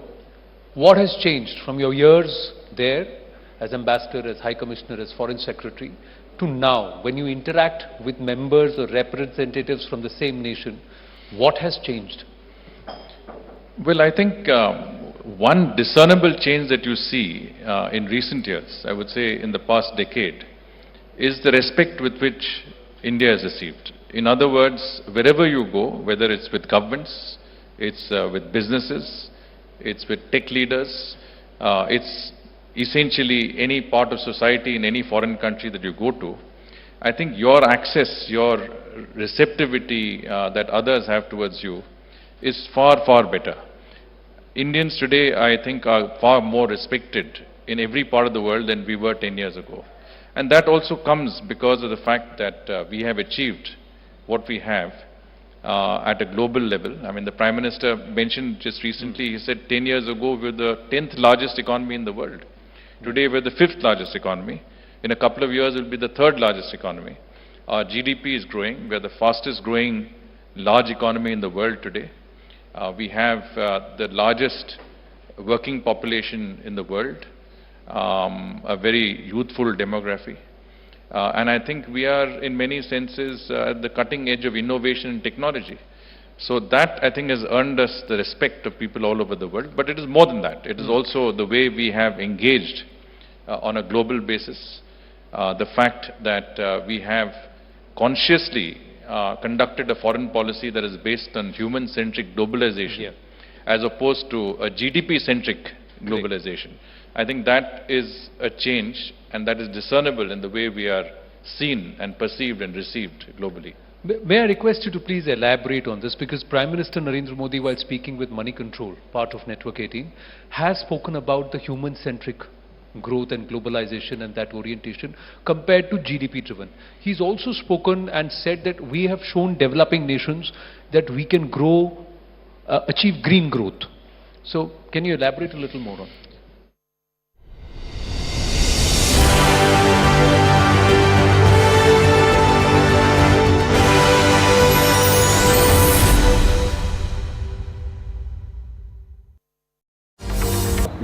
long time back that G20 will remain an agenda that will be focused on developmental issues, global issues of finances, climate change, or SDG goals, or women empowerment, or social justice, things that has been the core of G20 grouping, and it will not be given priorities to certain conflicts or the conflict that is happening in one part of the world. And so the security issues is something that G20 has ideally not been discussing, and India did not allow this to become a stage for Ukrainian issues to be discussed. While the after effects of the Russia-Ukraine conflict, like food security, energy security, that will of course remain be a part of major agenda that Indian presidency of G20 is going to discuss around.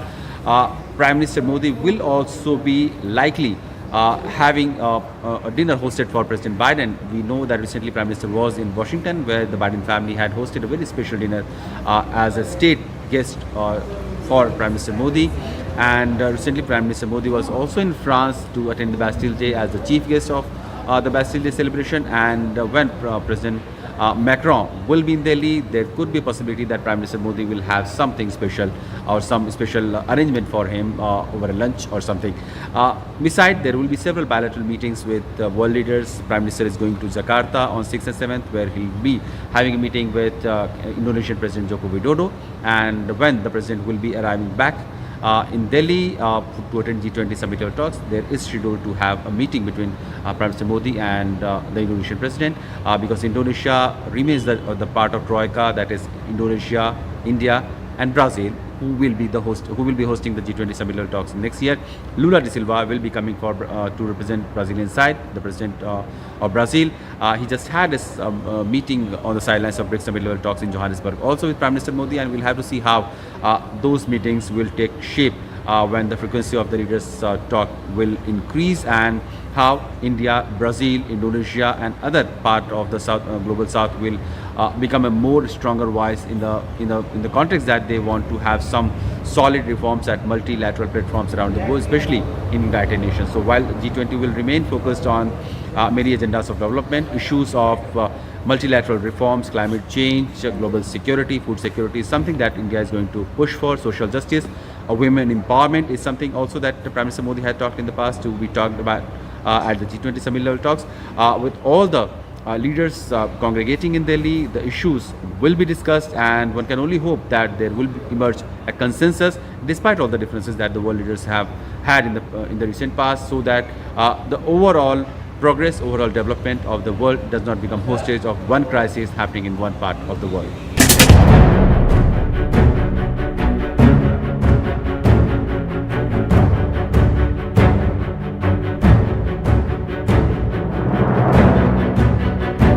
Delhi is all set to host the G20 summit level talks, when the world leaders will be arriving and discussing about the priorities, challenges, common concerns around the world, especially in the area of development and finances.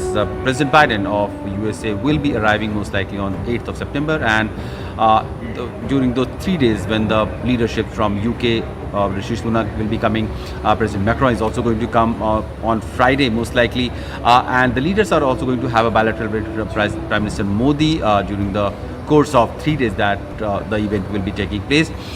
Two presidents, Russian President Vladimir Putin and Chinese President Xi Jinping, is not going to attend the summit level talks. The Russian President has sent Sergei Lavrov, the foreign minister, to represent him, while today the Chinese side have confirmed that Premier Li Qiang will be representing the Chinese delegation at the summit level talks.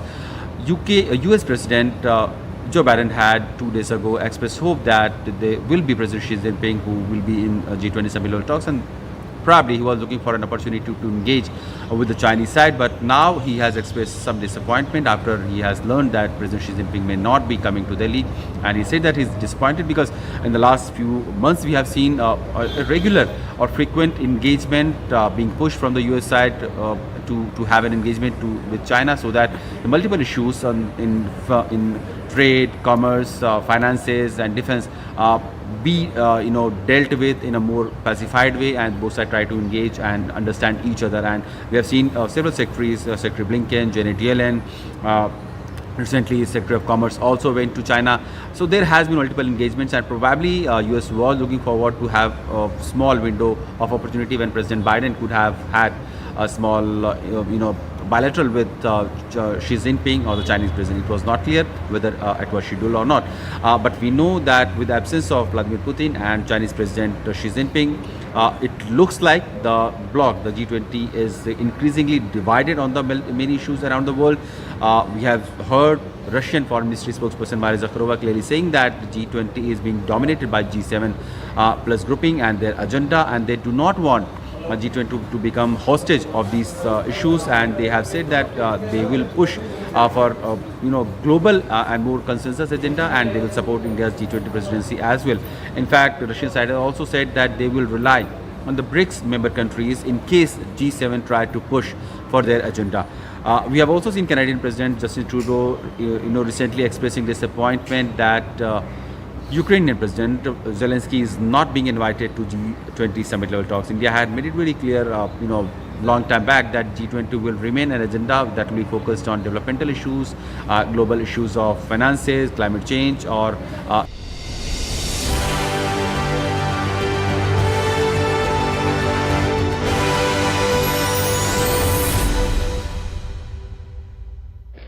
Sir, I've got 5 minutes, less than 5 minutes on the clock. So now I'm going to take it away from the rest of the world to your own personal experience and pinch a few pages out of your future memoir.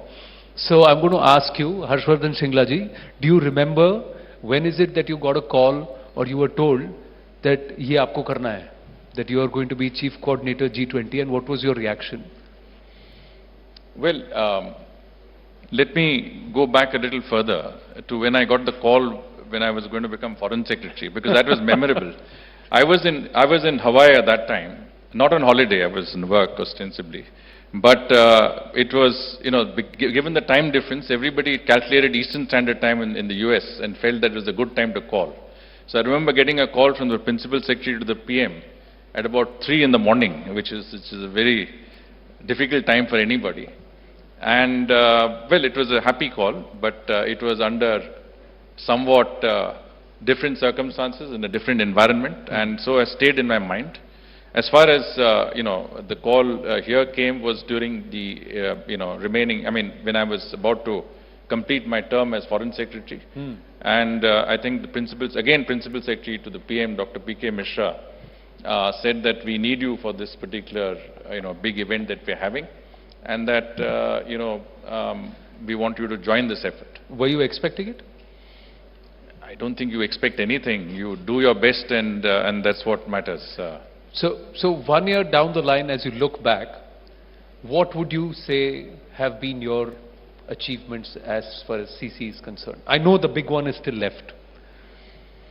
No, I did mention before, but I think one very, very happy, I would say, memory as far as the G20 is concerned is the fact that early in our presidency, we took the G20 to most of our northeastern states. I think that is very, very remarkable, considering that very few international events have ever been held there. And so whether it was Manipur, whether it was Mizoram, whether it was Nagaland, whether it was Sikkim, I think we had G20 meetings in all of those capitals. And I went to each of these states to try and prepare the ground for our presidency, worked with the chief ministers, chief secretaries of all of our colleagues. And of course, I think everybody came up to the expectations, because you needed to do a lot of work, increase capacity, develop areas, literally construct roads where there were none. There was a lot of work that had to be done. But the fact that we could successfully conduct G20 meetings in all of these capital cities of northeastern states was, I think, quite a feat. And there was a huge public participation in all of these places. So let me ask you, so when you told them कि ये करना है, what was the first reaction? होगा ना, नहीं होगा, और दिल से कि कैसे करेंगे, या चलिए करते हैं. And then once it happened, did they come back and tell you, thank you for doing this, because it's left a lasting impression, or it's changed things? Well, I think I must say that everywhere we went, as I said, there was an eagerness to participate, because every state saw it as an opportunity. I mean, many of them said that, we've never been called upon before. So thank you for giving us this opportunity. And they looked at it as an opportunity and grabbed it with both hands. In other words, came forward with their best, put their best foot forward, provided the best arrangements, the best hospitality, the best cultural performances, the best craftsmen and handicrafts people together. Essentially, whatever was the representation, the best aspects of those states were put forward. And I think that helped them. And as far as coming back after the event was concerned, I remember a letter that the Vice Chancellor of the Mizoram University wrote to me, saying that thanks to G20, we have a new conference center, we have a new wing, and I think it's done a university a whole lot of good in terms of the confidence that it's given our students, that we can host international events of this stature. So I think that worked out very well. So final question quickly, you don't need to name the nation, you don't need to name the delegate. It doesn't sound good. But was there anybody who thought that this is a land of snake charmers and their perception changed when they went beyond Delhi? I think that perception changed a good 5 to 10 years ago. There was a time in which you traveled abroad, many of us did, and you were associated with exotica, something different, something on the lines of what you're saying. But today, you're associated with something which is at the cutting edge of technology. Things where a doctor or a scientist or maybe even a space scientist or an explorer. So it's a different world and a different ball game, and this is Nai Bharat, and I think we will see some very, very different dynamics in that regard. Harshvardhan Shringlaji, always a pleasure speaking with you. Thank you very much. We've not been able to speak with him in his tenure as Foreign Secretary as much as we've been able to engage with him as Chief Coordinator, so that is one good thing. Thank you so much, sir. Thank you so much. Big round of applause for him. Thank you, sir.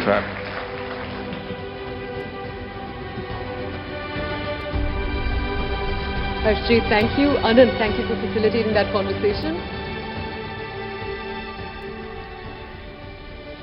India-UK relations got a splashy boost in 2022 when Prime Minister Rishi Sunak took the helm, and the G20 summit is going to be the first time the British leader visits India as the Prime Minister. Tonight, at our town hall, we look to understand what will be the future of the relationship that these two countries share. What can it look like, particularly in a larger West versus East dynamic? To understand more, we have with us the British High Commissioner to India, Alex Ellis, who has incidentally continued to expand on his knowledge of both Hindi and Bollywood law. With him, of course, CNN-News18's Zaka. High Commissioner, thank you very much for joining us here. You know, you're a bit of a Twitter sensation here in India, and I'm sure you've been told this before as well. But High Commissioner is just coming back from a trip to Jodhpur. I believe you went to Rajasthan a few days ago, and you've had dal bati churma. How was that like? Magnificent. It's a fantastic dish. I mean, the more time I live in India, the more I appreciate dal, actually. The more you appreciate God. Yeah, welcome to the land of God. Dal. Excuse my terrible pronunciation. I mean, India has this fantastic variety. We were hearing just now from Harsh Shringla about that. In everything, and including in its food. And one of the joys of going to a new part of India is to try the new food, whether that is wonderful fish curry I had in Goa, or dal bati, or wherever I go, going to some rasmalai. When I was in K.C. Das in Kolkata, you know, all these essential parts of visiting India. It's one of its joys. So what was the one thing that you couldn't take because of the spice or because it was excessively sweet, the one dish that you just couldn't, your palate couldn't accept? I'm sure we're all familiar with the classical Greek tragedy and the move from hubris to nemesis. My hubris came after about 3 months, where I said to the cook in the High Commissioner's residence, who is from Tamil Nadu, I said, come on, I want to have a proper South Indian meal. He gave me a proper South Indian meal, and I had to recognize that I had reached my limits. All right, let's, one person who's not going to have too much of a problem with spicy Indian food is your big boss back home, Prime Minister Sunak.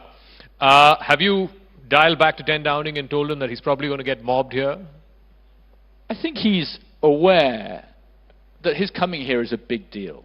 And his wife coming here as well, Akshata Murthy. You know, this is a big deal. Who in the audience would have imagined that you would have coming as the British Prime Minister and the British Prime Minister's wife, somebody called Rishi Sunak and somebody called Akshata Murthy?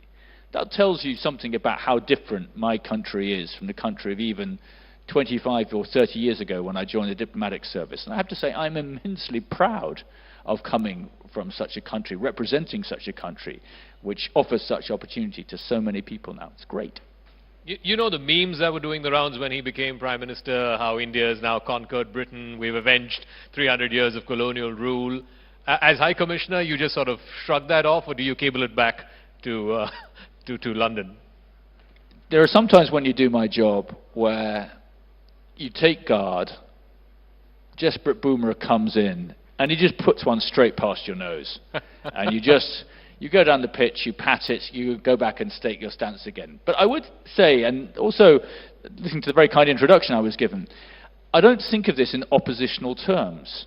You know, East versus West, or, you know, past versus present. I don't need to remind anyone in this country how fast things change. If you think about what's happened in India over the last generation, especially since when I first lived here in 1986, it's an extraordinary transformation of the country, whilst retaining the essence of the country. And that's true in the UK as well. It's not just a revolution, it's just the evolution, a rapid evolution of the way that the UK is. And it's a wonderful thing, as I say. So I don't see it as a kind of past versus present. I see it as about the present and also about the future, and about the future of the UK and also the future of India as this source of incredible talent around the world. You do say it's not about East versus West or North versus South, but it is increasingly a divided world, a very fractured world. And you're perhaps going to see an illustration of that in the G20. You already know that the leaders of China and Russia are not coming. Because of the war in Ukraine, it's divided the world in a way that we haven't seen for the last maybe generation. What role do you see a country like India playing in such a divided world? I think it's a very good thing that India has the G20 presidency this year, because I think it is the right country at the right time because of India's capacity to bring different countries together. We were hearing that from Harsh Shringla about how India goes about doing that. It's a very tough job to be the G20 presidency at the moment, because you're right, one of the kind of four big trends of the world is geopolitical tension and conflict.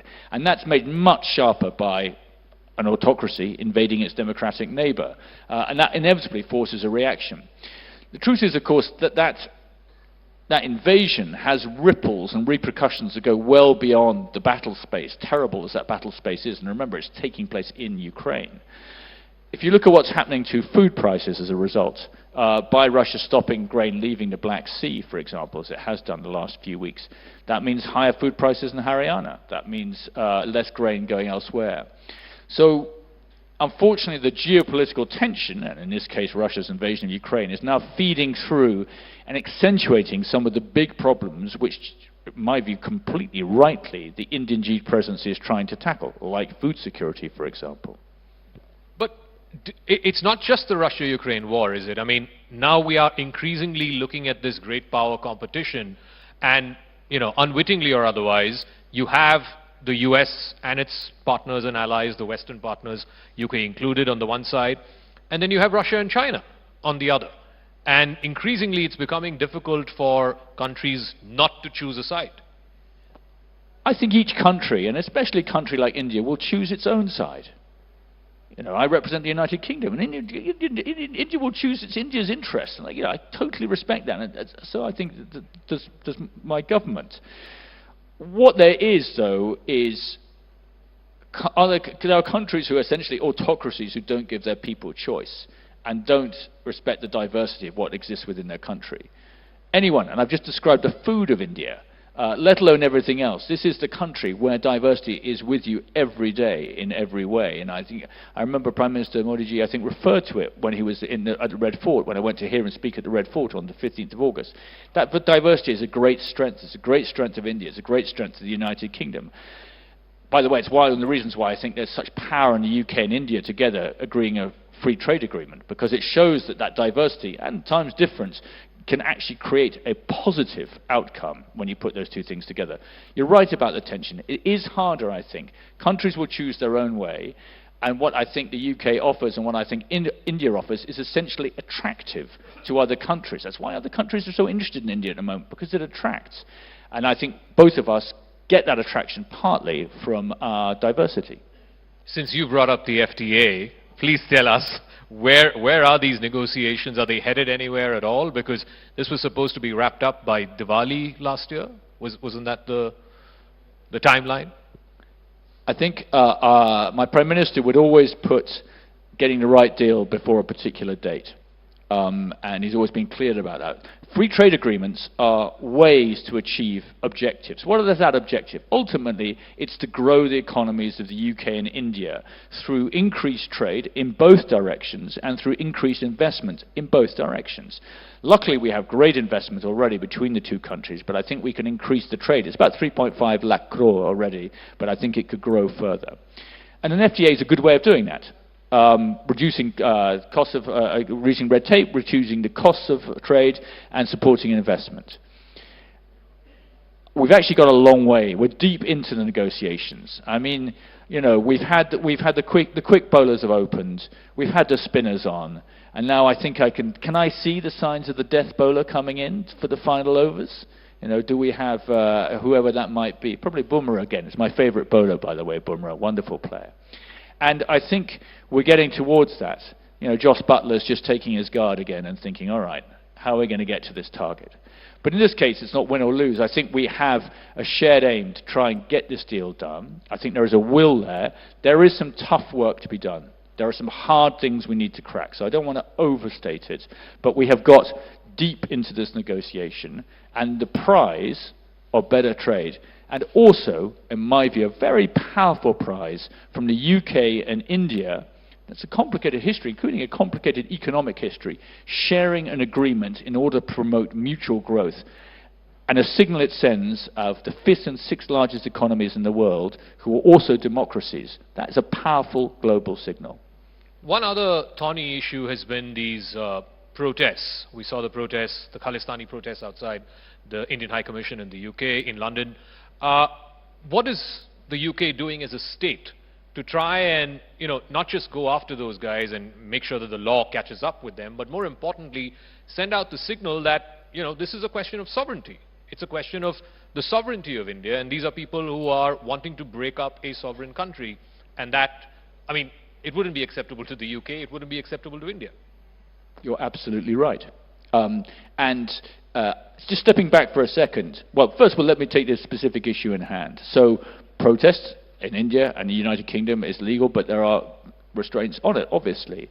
And extremism in any form in the UK is a problem for us, and one we have to address.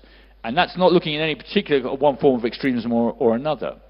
And extremism, including Khalistani extremism, that's not an India problem. That's a UK problem. To have radicalized youth in the UK attacking this embassy of another country is not okay.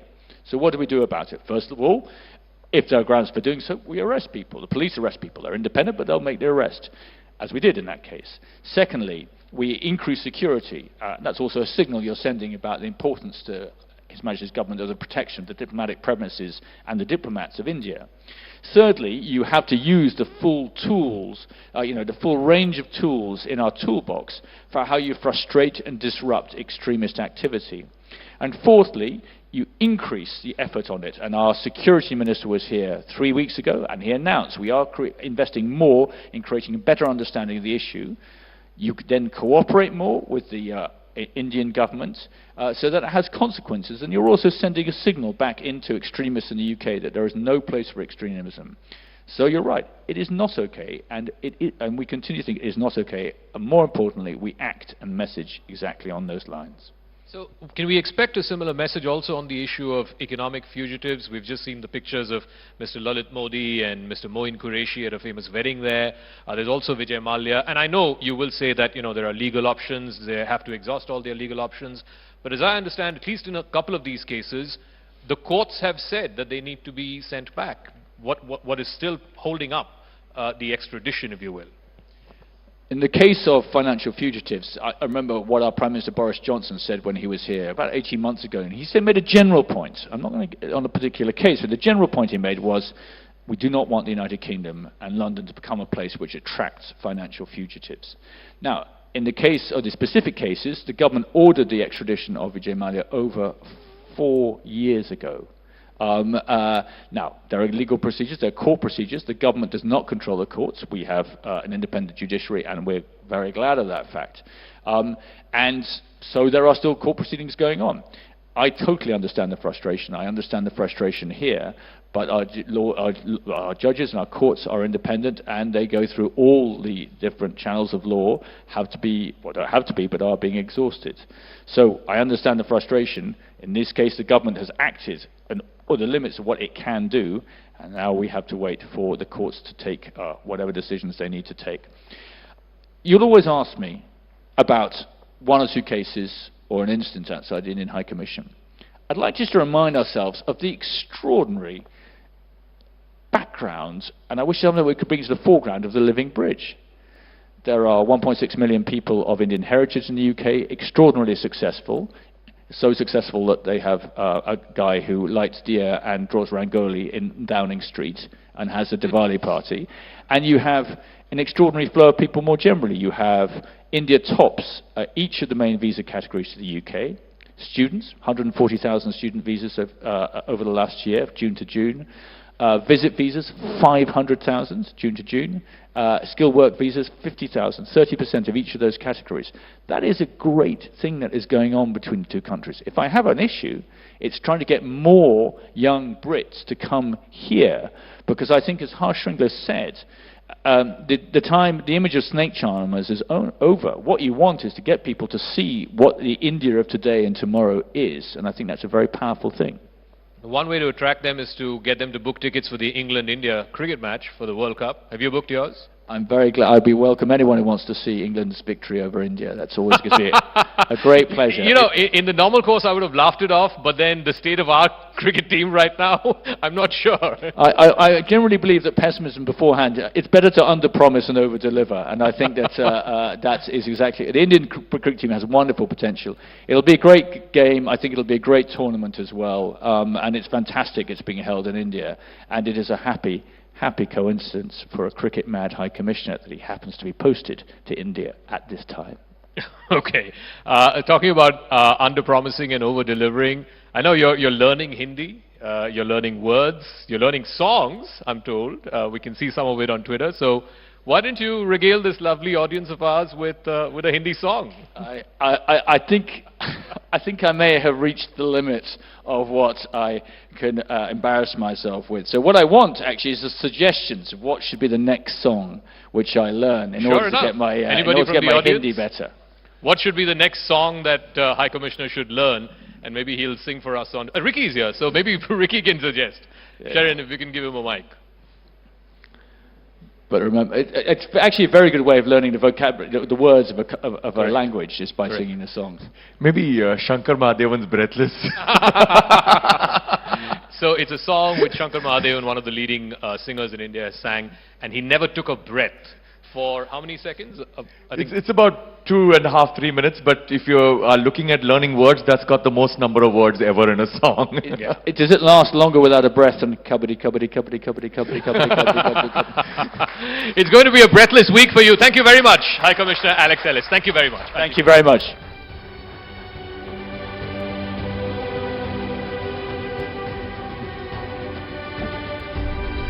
Thank you, Ambassador. Thank you, Zarkal.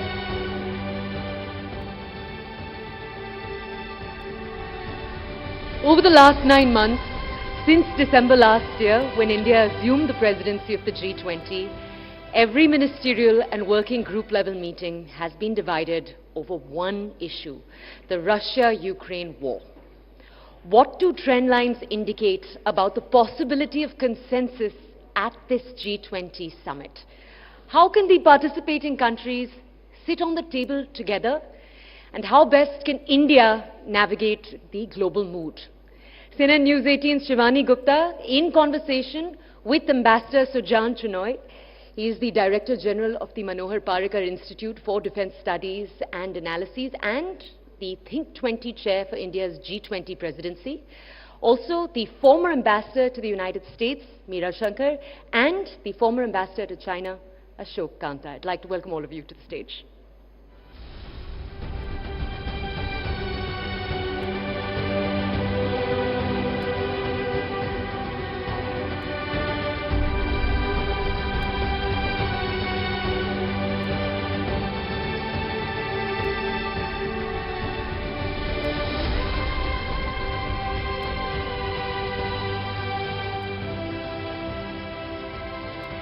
Thank you, Toya, and thank you, ambassadors, for being here. I think I would be underestimating together. I've got about 100 years of diplomatic experience on the stage, without counting me, of course.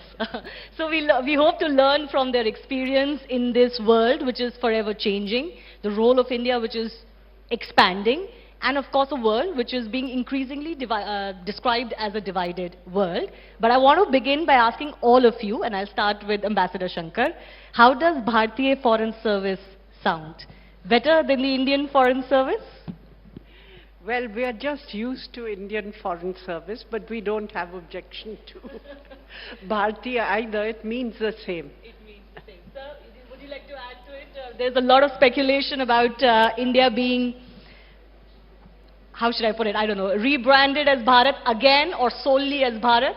Look, I can tell you straight away that over the years, over the decades, the complexion and character of the Indian Foreign Service has changed. Yes. It's far more representative today, just as our cricket teams are far more representative today.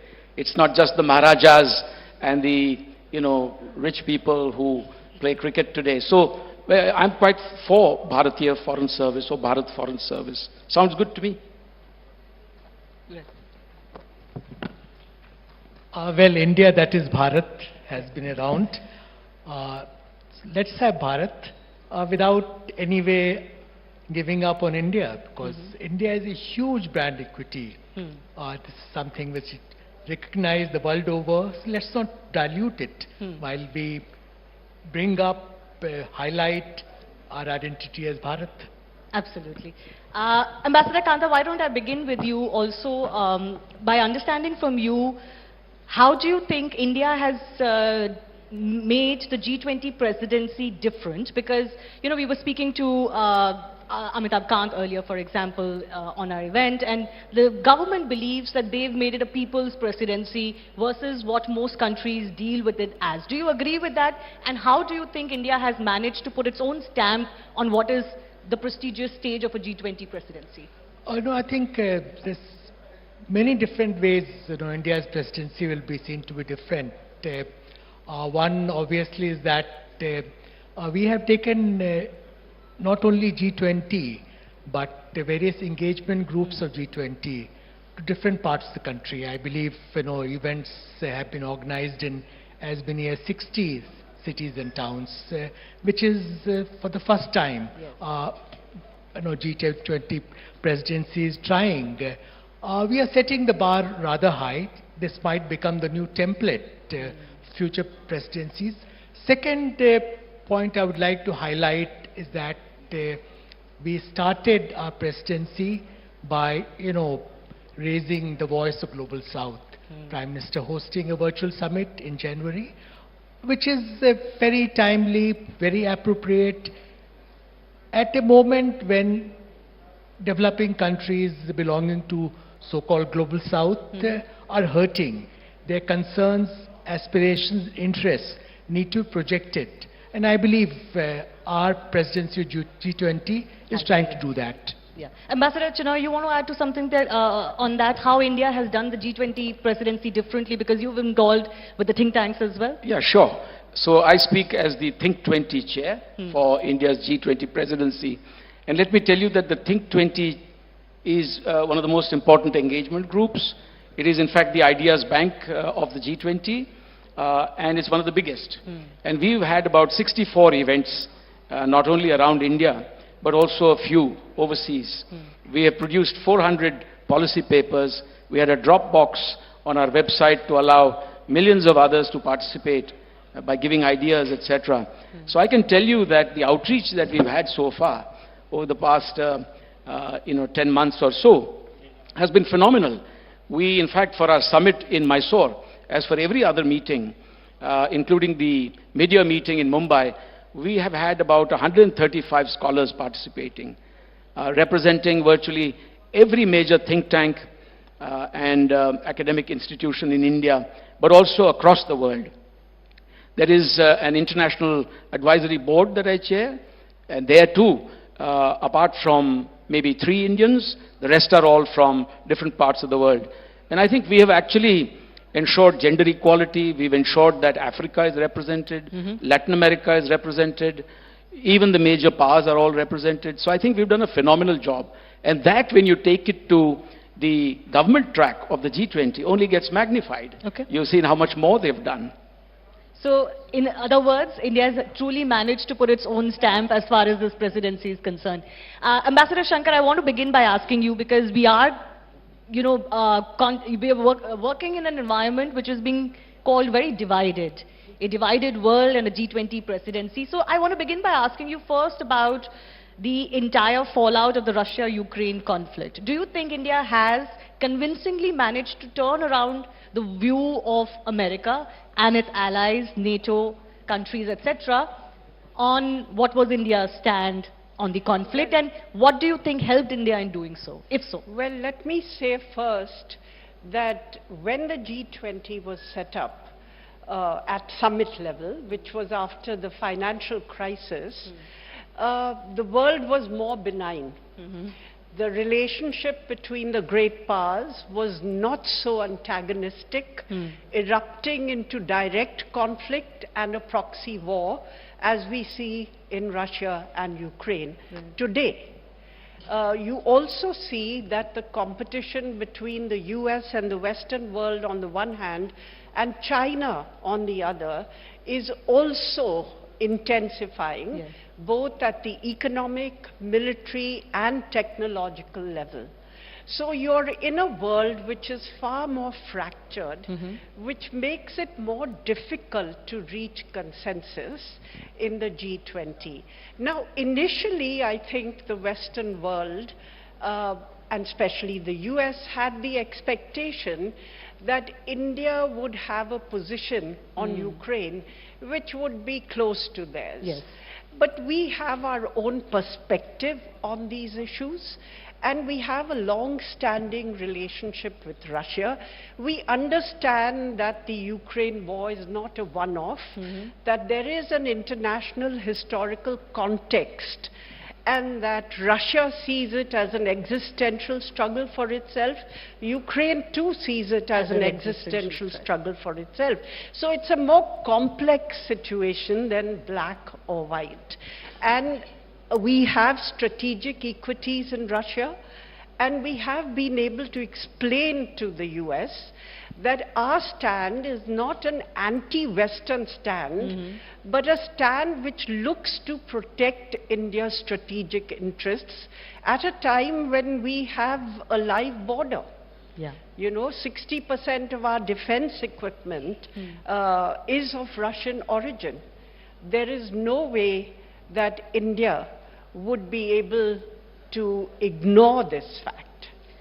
So overall, you think this is an example of the heft of India's diplomacy today, that they've managed to do it despite the pretty strong criticism that was coming India's way and the pressure that was mounting on the entire stand over Russia? Yes, I think it's also, I think the US for once is showing strategic patience.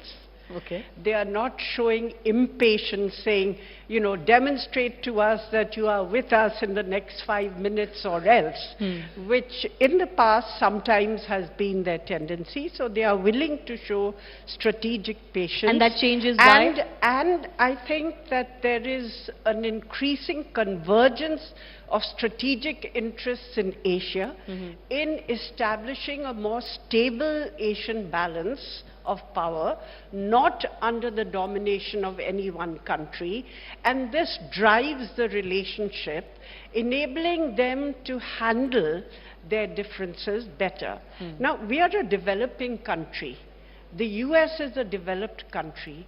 Our perspective on many global issues will not necessarily be the same as that of the US. And I think now they understand that, and as long as we are able to navigate our differences in a mature way, without letting them, you know, grow into disputes, and as long as we keep our eye on the main ball, I think the relationship is robust. Okay. Ambassador Chinoy, I want to come back to you. Do you think India can manage to reduce the shadow of the Russia-Ukraine conflict on this G20 summit, if not completely eliminate it? Or are we very much going to have it under the specter of what is going on? Look, I think it's best for India to continue with the line that it's taken so far, which is one of neutrality, which is one of strategic autonomy. And so it's really, in my view, not for India to try and, dictate the contours of the agenda, because the G20, unlike the UN Security Council, does not have the privileged exceptionalism. There's no veto power. And in a group such as this, we work on the basis of consensus or near consensus. And therefore, I think on the one hand, everyone has a right to present the picture as they see it. And we do recognize that there are many countries that see some kind of a linkage between the war in Ukraine and the economic situation and developmental issues and the trouble with food, fertilizer, finance and things like that. So I think we must give them that chance to express themselves. Having said that, I think it's our job to also tell them that the G20 is not the UN Security Council. Yes. It's also not the G7. And it's actually a much more representative grouping. And if I were to describe it, I would say in this era of fractured multilateralism, weakened multilateralism, a dysfunctional UN, a dysfunctional WTO, if you were to think of a dream team at the multilateral level, it is the G20. And it's going to become even more of a dream team when we bring in the AU. Yeah. And so make the most of that. And don't hold it hostage to any one particular Absolutely. concern. And the important thing is that India has succeeded throughout the year in bringing core developmental issues to front and center. And that is a huge achievement. So from my point of view, regardless of what comes out or does not come out in the form of a communique, the G20 presidency has always been hugely successful. All right. It's done its job. Well, that's a big vote of thanks, vote of confidence coming from you. Ambassador Kanta, I want to understand from you, the Russian president, the Chinese president are not coming. Particularly, how do you see the message with Xi Jinping giving it a skip? Is there a message, and what is that message for India? Well, Xi Jinping, as you know, he had attended previous G20 summits, except one when he couldn't travel because of pandemic. It was an expectation that he will come to India. He's not coming to India, sending his premier, Li Qiang, is a departure from past practice. I would like to believe that China remains strongly committed to G20 agenda. At the same time, the fact that Xi Jinping will not be participating in G20 summit reflects two things. One, state of relations between India and China at this point of time. Yes. The fact that relations continue to be in a downward spiral. And there's not much optimism at this point of time that things will start improving. Anytime soon. That's one. Second, I think it's also a signal to G20 as a grouping that China is not attaching as much importance to the grouping as it did in the past. And why is that, you think? Why are they sending this message, especially this year? Perhaps Xi Jinping feels more comfortable in settings like SU and BRICS, where China carries more pretend to be the leading player. Here, if you look at various outcome documents which have come out, there is a consensus among 7 countries and EU.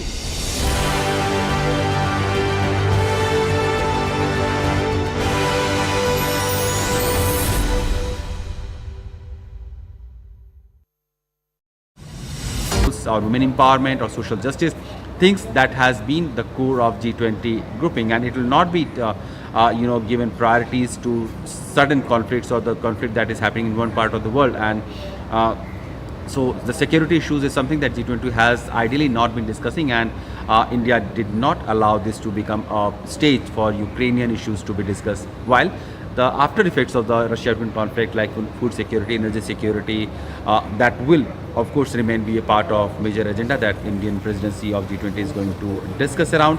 Prime Minister Modi will also be likely having a dinner hosted for President Biden. We know that recently Prime Minister was in Washington, where the Biden family had hosted a very special dinner as a state guest for Prime Minister Modi.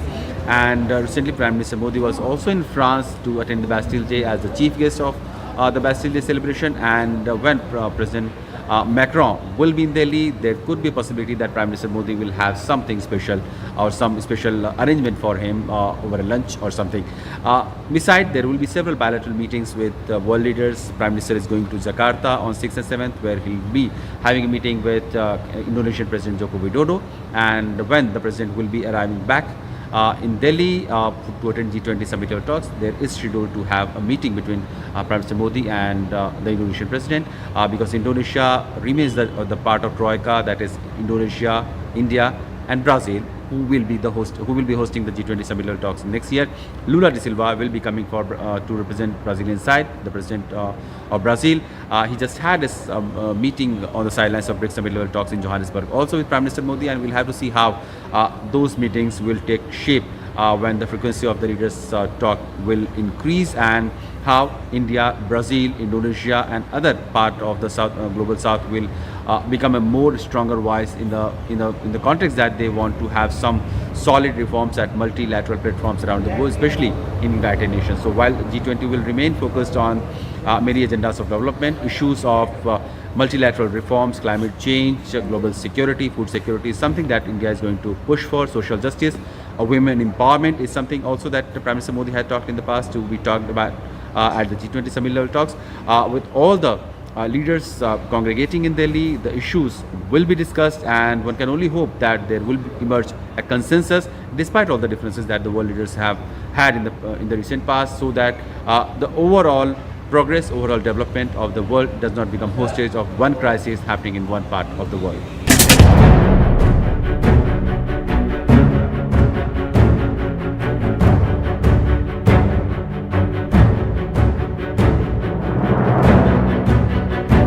Delhi is all set to host the G20 summit level talks, when the world leaders will be arriving and discussing about the priorities, challenges, common concerns around the world, especially in the area of development and finances. President Biden of USA will be arriving most likely on 8th of September, and during those 3 days when the leadership from UK, Rishi Sunak will be coming, President Macron is also going to come on Friday most likely, and the leaders are also going to have a bilateral with Prime Minister Modi during the course of 3 days that the event will be taking place. Two presidents, Russian President Vladimir Putin and Chinese President Xi Jinping, is not going to attend the summit level talks. The Russian President has sent Sergei Lavrov, the foreign minister, to represent him, while today the Chinese side have confirmed that Premier Li Qiang will be representing the Chinese delegation at the summit level talks. US President Joe Biden had 2 days ago expressed hope that there will be President Xi Jinping who will be in G20 summit level talks, and probably he was looking for an opportunity to engage with the Chinese side, but now he has expressed some disappointment after he has learned that President Xi Jinping may not be coming to Delhi, and he said that he's disappointed because in the last few months we have seen a regular or frequent engagement being pushed from the US side to have an engagement with China, so that the multiple issues in trade, commerce, finances and defense be dealt with in a more pacified way, and both sides try to engage and understand each other. And we have seen several secretaries, Secretary Blinken, Janet Yellen, recently Secretary of Commerce also went to China. So there has been multiple engagements, and probably US was looking forward to have a small window of opportunity when President Biden could have had a small bilateral with Xi Jinping or the Chinese president. It was not clear whether it was scheduled or not. But we know that with the absence of Vladimir Putin and Chinese President Xi Jinping, it looks like the bloc, the G20, is increasingly divided on the many issues around the world. We have heard Russian Foreign Ministry spokesperson Maria Zakharova clearly saying that the G20 is being dominated by G7 plus grouping and their agenda, and they do not want G20 to become hostage of these issues, and they have said that they will push for global and more consensus agenda, and they will support India's G20 presidency as well. In fact, the Russian side has also said that they will rely on the BRICS member countries in case G7 try to push for their agenda. We have also seen Canadian President Justin Trudeau, recently expressing disappointment that Ukrainian President Zelensky is not being invited to G20 summit level talks. India had made it very clear, long time back that G20 will remain an agenda that will be focused on developmental issues, global issues of finances, climate change, or SDG goals, or women empowerment, or social justice, things that has been the core of G20 grouping, and it will not be given priorities to certain conflicts or the conflict that is happening in one part of the world. And so the security issues is something that G20 has ideally not been discussing, and India did not allow this to become a stage for Ukrainian issues to be discussed. While the after effects of the Russia-Ukraine conflict, like food security, energy security, that will of course remain be a part of major agenda that Indian presidency of G20 is going to discuss around. Prime Minister Modi will also be likely having a dinner hosted for President Biden. We know that recently Prime Minister was in Washington, where the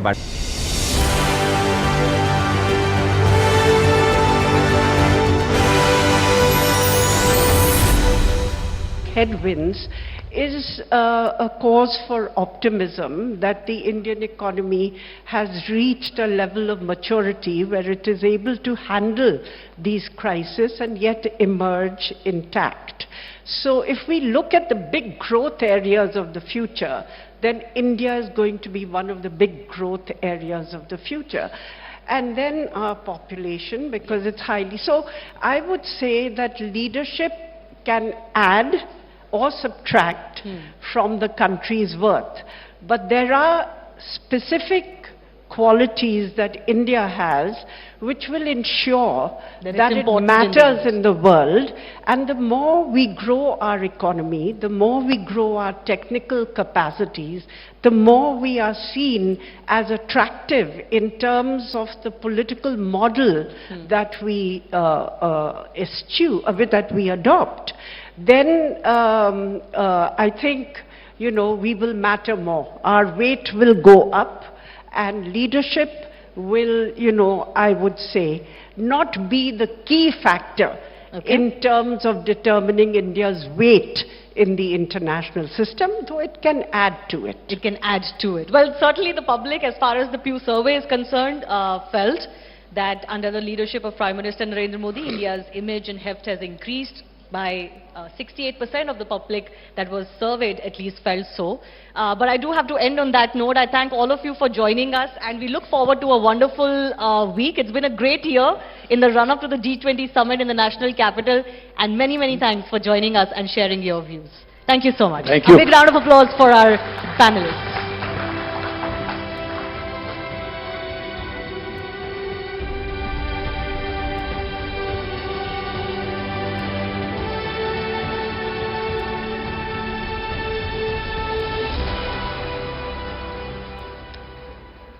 All right, we've made it now to our last conversation of the night.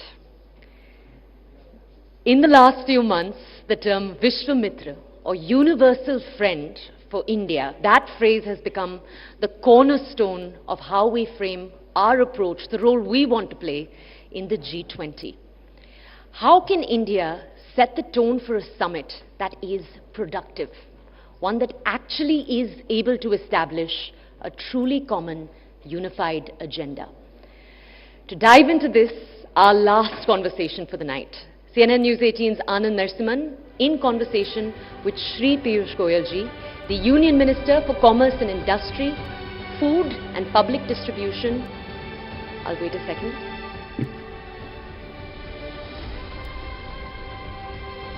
He's of course also the leader of the House in the Rajya Sabha.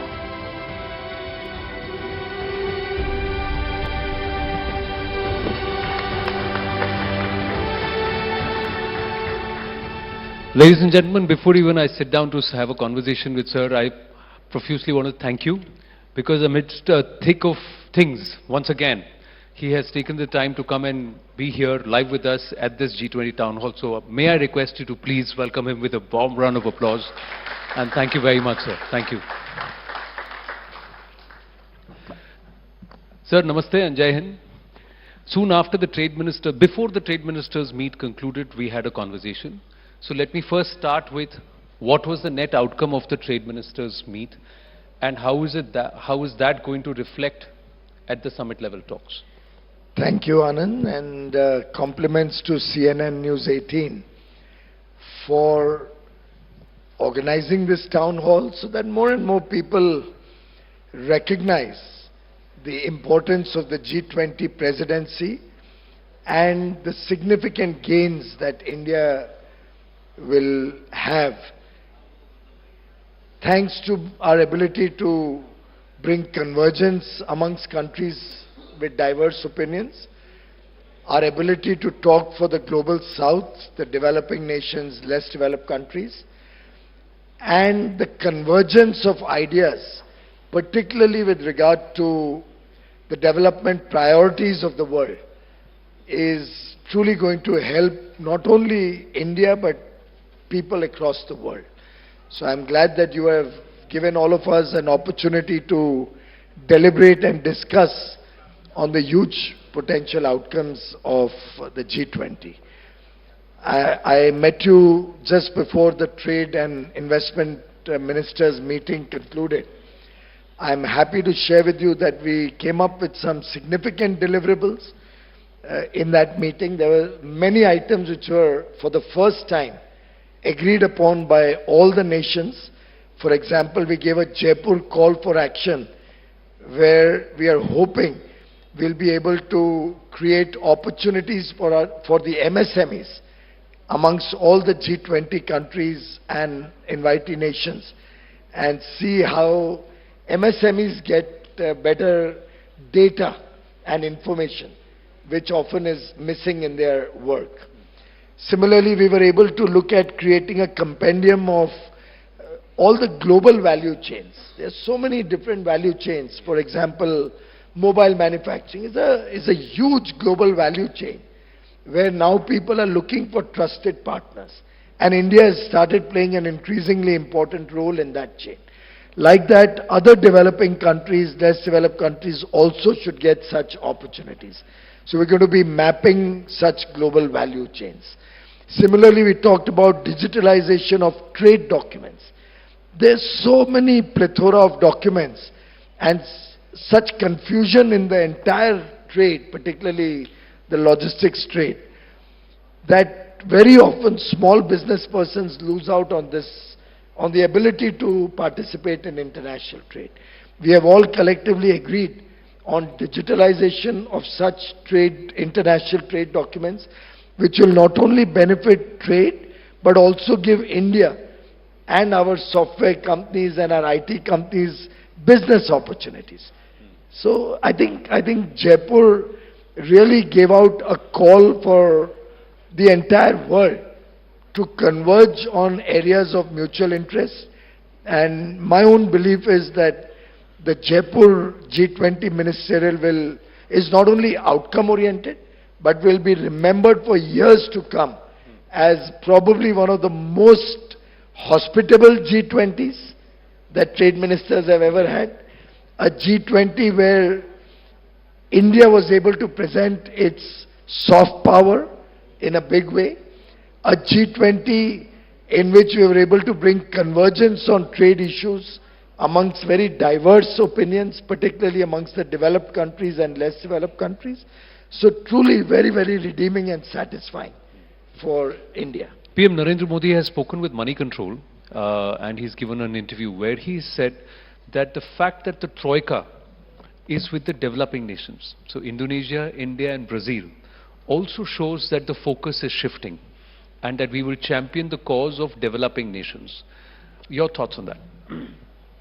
I think it's a great sign that the world recognizes that the developing nations will be the engine of growth for the future. India with 1.4 billion young population, our average age is still under 30. And for the next 30 years, we will continue to be a young nation with an average age under 30. And this is the period where India will drive global growth. We will be the engine of global growth. As aspirations of young India increase, as more and more youngsters start looking for the finer things of life, looking for ease of living, looking for comfort. And as income levels rapidly rise in India, we are going to be the demand driver for goods and services across the world. So I personally believe in the next 30 years, this young under 30 population of India is going to add at least $30 trillion to our GDP. At the very least, could be more. So by 2047, I see in the next 24 years, a $35 trillion Indian GDP, which will be the single largest opportunity for investors, and our own role in international trade will massively increase. Our soft power will be reflected across the world. And I'm happy to share with you the previous 2 engagements before I came here. I spent first almost 3 hours with the fashion industry of India. A huge potential which we can take across the world, which will help our artisans, our handloom weavers, our fashion designers, and can really create huge opportunities both for business and jobs. After that, I spent 2 hours with the service industry as a whole. Healthcare, education, tourism, the IT industry, NASSCOM was represented there. The MICE sector, where we are going to make rapid strides in the days to come. Gradually, the focus will be to get the world's biggest exhibitions and conferences and seminars in India. And we are building the ecosystem and infrastructure for that. You have built the Bharat Mandapam, and we saw what happened there. I was privy to that around the sidelines of B20, that fantastic dinner, and you showcased. You're also the textile minister, so that fashion show was there. So the question was that time and again this conversation happens, that we want to do something with textiles, we want to do something with services. But are our entrepreneurs, our designers really taking the bite? Are they really ready to take the leap? Well, there seems to be a reluctance I tell you, I started my conversation with the fashion designers by thanking them because the top designers were all in the room from various parts of India, absolutely the top designers. And they all acknowledged that it's probably the first time that they've all got together in one room. And we had invited 22. 21 of them participated. Oh, fantastic. And one who didn't come, by coincidence, somebody else came into the room. So we had a full house. And we had, let me tell you, a designer of the fame of Manish Malhotra who joined in from London because he was not in India. I'm just sharing with you the excitement in the industry, the confidence the industry has in Prime Minister Modi's leadership, and the fact that when Mr. Modi is presenting the soft power to the world, he means business. And when he presents, his government presents, the world will take note. And they acknowledge that it's the first time so many of them from, and all reputed names, have got together in one room. And by the way, what you saw that day was an exposition of Prime Minister Modi's 5F vision. He had articulated this way back when he was Chief Minister of Gujarat. The farm to fiber, fiber to fabric, fabric to fashion, and fashion to foreign. This 5F vision is going to define India's foray into the world in the textile sector. It's going to provide millions of our young boys and girls with new opportunities. It's going to give a new lease of life to our artisans, to our weavers, to people associated with the khadi sector, handloom sector. And going forward, I think it's going to add tremendous value and a value proposition for the entire textile sector. Sir, आप trade minister भी हैं, commerce minister हैं, आप chartered accountant भी हैं. So I don't need to explain to you return on investment and profit and loss. So lot of the questions are around how competitive are we. So from the Indian entrepreneur, manufacturer, designer point of view, am I going to be competitive in the international market? And from the international point of view, is the India market not just attractive because of potential, but also in terms of doing business? So where are we there? Of course, India doesn't market itself only as a cost competitive nation. We are cost competitive. Our GDP, even on a purchasing power parity PPP, today is really 3 or 4x of our nominal GDP. which means that effectively for every rupee that we spend in India, we get 3 times or 4 times value. And therefore India is a very, very valuable proposition for its cost competitiveness. Having said that, what we are marketing today is the competence, the skills and the talent of young India. What we are marketing today is a stable political story. What we are marketing today is decisive leadership, willing to reform, willing to perform and hence transform India's future. What we are marketing today is our ability to meet the highest quality standards. What we are marketing today is trust. The fact that the world trusts India, Indian business, Indian people, Indian political leadership. Trust is what is opening the doors for India. Trust is what is getting the world to sit up and notice the India story. And that is what is our strength today. And that is what I think going forward is going to power the growth engine of India to a $35 trillion developed nation by 2040. So that was going to be my next question. Do they really trust us? Because especially if you look at developing nations, African nations, nations in the Asia-Oceania region, whoever they have relied on has come back and stabbed them or used them, exploited them. Why should they trust India? The good part about India is that India has never been an expansionist country. India has always been a friendly country. India has never tried to expand its borders. India has never had hidden subsidies or hidden laws and principles of working. Everything we do in India is transparent. For as little as 10 cents, you can get any paper in the government of India. Our openness is legendary.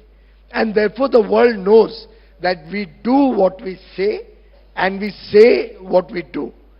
And that is our strength. We make promises which we can perform on, which we can deliver on. A case in point is when COVID hit India and the rest of the world.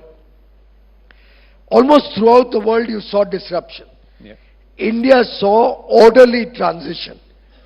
Even when we had the lockdown, we engaged with our industry, we engaged with our service sector, so much so that through the lockdown and the entire 2-year COVID period, we did not let down a single international commitment that India or Indian business made to the world.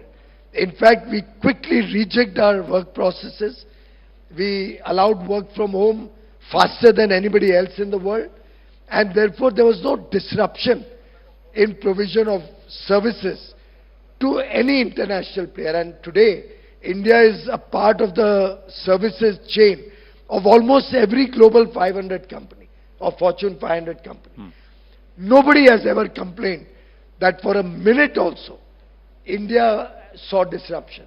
Our power was up and running throughout, which means coal and all the raw materials were reaching power plants. They all ran through COVID. Railways ran through COVID, so there was no disruption in logistics. Trucking was allowed liberally. There was absolutely no disruption in our logistics system. Factories which produced for export were given permissions to run, of course, with due COVID protocol. Yes. So India earned that trust. And I remember at the G20 summit in Rome in 2021, when Prime Minister Modi first articulated his concept of a trusted partner, that India will be the trusted partner of the world. Every country in the room acknowledged that, and every speaker after Prime Minister Modi alluded to the fact that they look upon India as a trusted partner. But sir, ये उसूल भी है ना कि जब कोई नया आता है कहता है मेरे पे ट्रस्ट करो, then the existing one से देखते हैं ये धंधा कैसे करता है. So how do we counter that, especially when we want to work with such nations also? हमने तो परफॉर्म करके ये ट्रस्ट कमाए. हमने सिर्फ वादा नहीं किया. हमने जो कहा वो किया. So we have earned that trust. And we have the confidence in 140 crore Indians that they will continue to maintain that trust of the world. After all, ये सरकार अकेले थोड़ी कर सकती थी. हमने तो enabling environment बनाया. We have very senior people here. We have Rekha ji sitting here. She knows how quickly we reject into work from home and how everything went smoothly throughout the COVID period. We have people from the pharma industry sitting in the room today. They can be a beacon of hope for the world because we did not let down a single country which needed medicines that were available in India. Even when we restricted medicines, it was not with the intention not to supply. The intention was that traders and big business doesn't corner the available medicines in India and profit from it. We wanted to make sure the less developed countries or developing countries also get equal medicines as much as the developed countries had. So while we supplied to Europe and America, we made sure that every Pacific Island nation, every Caribbean nation, every African nation who needed any medicine, who needed vaccines, our neighbors, Bangladesh, Nepal, Bhutan, nobody ever had to be concerned that they will have to pay an arm and a leg for medicines, vaccines. In fact, more than 100 countries got medical supplies free of charge from India through our government-to-government funding. And I must, for your viewers to know why we have earned that trust, share a small story, if you give me 2 or 3 minutes. Please, go ahead, sir. Ladies and gentlemen, I received a call from the G20 Sherpa of Germany, who was also the advisor to the then Chancellor, Honorable Angela Merkel. His name was Henrik, Lars Henrik. I'm giving the name so that it's verifiable. Lars Henrik called me up and we were discussing some medicines and some medical supplies that they required. So he gave out a laundry list. I was making my notes and I was assuring him, because I knew most of those things were available, that we'll make those supplies available. Even before the conversation ended, he said, Chancellor Merkel has asked me to also convey to you that we would like to give a 35 million euro grant to support India in its fight against COVID. I said, Henrik, that's not for me to discuss with you. It's not my remit. That's something which you will have to discuss or offer to the Ministry of Finance. And you can discuss with them what terms, what you want to give, what you don't want to give. What we are discussing is your medical supplies. And there's no linkage between the two. It's not as if I'll give you those medical supplies. It's not transactional. Because you're giving us this grant. He said, no, Piyush, there's more to it. We also want to give a 200 million euro long-term development finance, development aid to India, which you can repay over a very long period, and probably it was interest-free or something. I said, Henrik, you're missing the point. I can't discuss this. It's not my remit. And the medicines are not contingent to all of this. You can discuss that separately with finance. And to this date, friends, Anand, to this day I don't know whether India accepted that 35 million or that 200 million. I don't know what happened about it. Did that conversation proceed? Whether they offered it again, whether we accepted it, I don't know. I've never bothered to find out. Because what we gave them at our regular prices, no profiteering, was medical supplies which Germany needed. They got all of that. There was no quid pro quo. And that is why I say Prime Minister Narendra Modi has brought a leadership to this country which has earned the trust of the world. Very well said there, sir. And if this trust manifests and we are able to deliver and continue to live upon that, it's only good for us. But my point of view was not just from the internal perspective that we will deliver or the 140 crore Indians will deliver. It's about the others who are also watching us grow. And on the face of it, they will tell you, हाँ, अच्छा, करो, करो. And then पीछे से they'll say, देखते हैं कैसे करता है.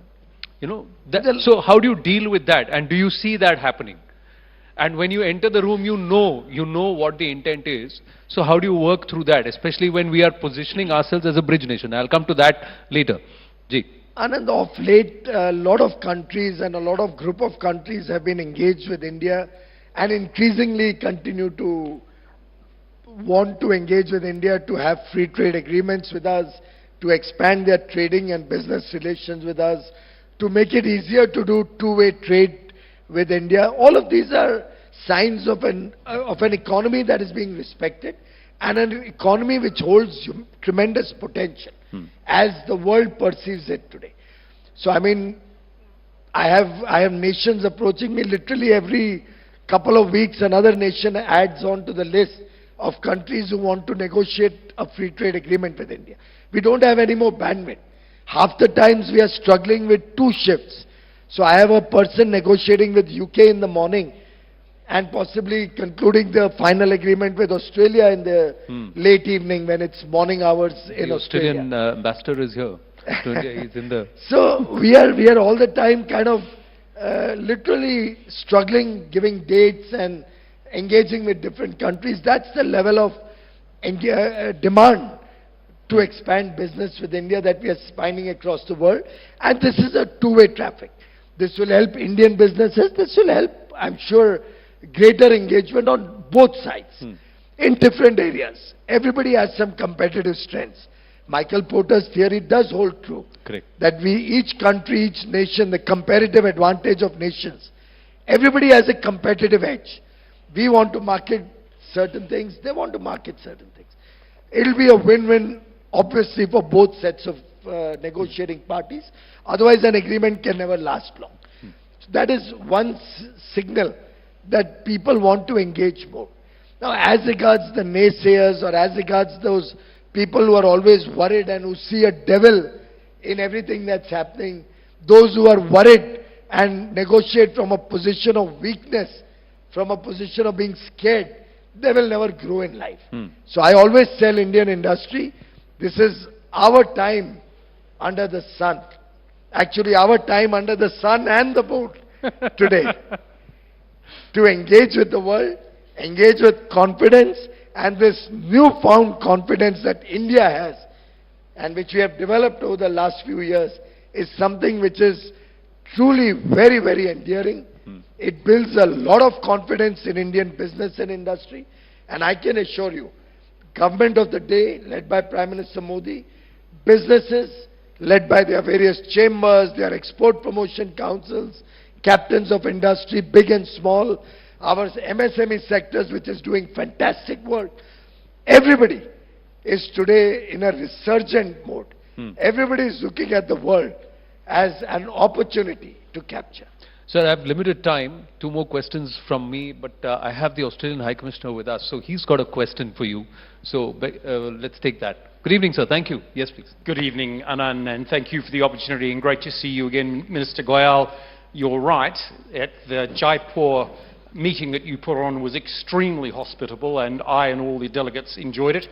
You're also right that countries like Australia and our business people are taking India seriously. How couldn't you, when fifth largest economy of the world growing at 7.8% per annum? That's something. But my question is about the way in which people in this country will see your G20. I mean, I accept your digitalisation agenda and I accept your compendium, but they're removed from the interests of ordinary people, aren't they? How does the man and woman in the street perceive this?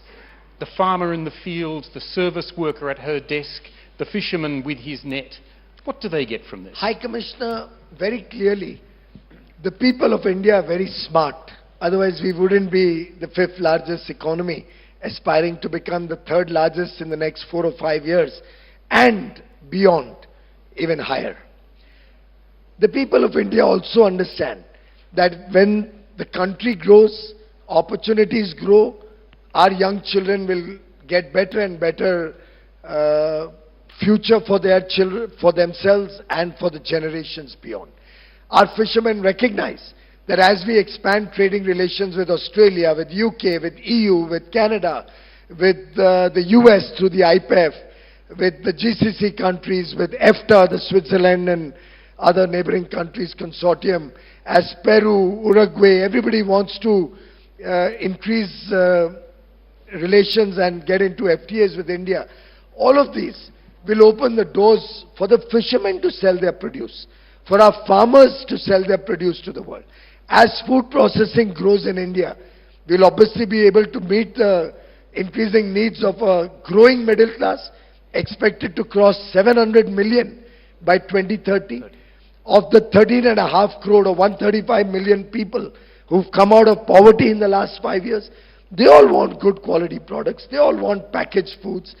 And our exports are also growing. All of this ultimately translates to our farmer getting a better value for his produce. So I think the people of India recognize, and they've seen it in action. Look at our sugar industry. Our sugar industry, which used to permanently be in distress. You had people, farmers coming out of the streets to recover their sugarcane dues. And many of them were not getting their dues for 2 years. In the last 9 years, the Modi government has carefully crafted the ethanol program. We are aspiring to be about 12% ethanol blending in petrol this year, and to grow to 20% in the next 2 or 3 years. 3 years. Also, now looking at flexi engines in collaboration with Brazil, so that we can go right up to 100% ethanol powered vehicles. Now all of these are well crafted programs, and they're not a single agenda program. This government thinks multifaceted. Now look, we are helping our sugarcane farmers. They get paid in their dues in time.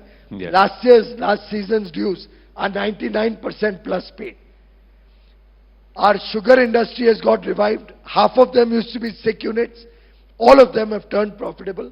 They now make their own energy. They do biodiesel. They make ethanol.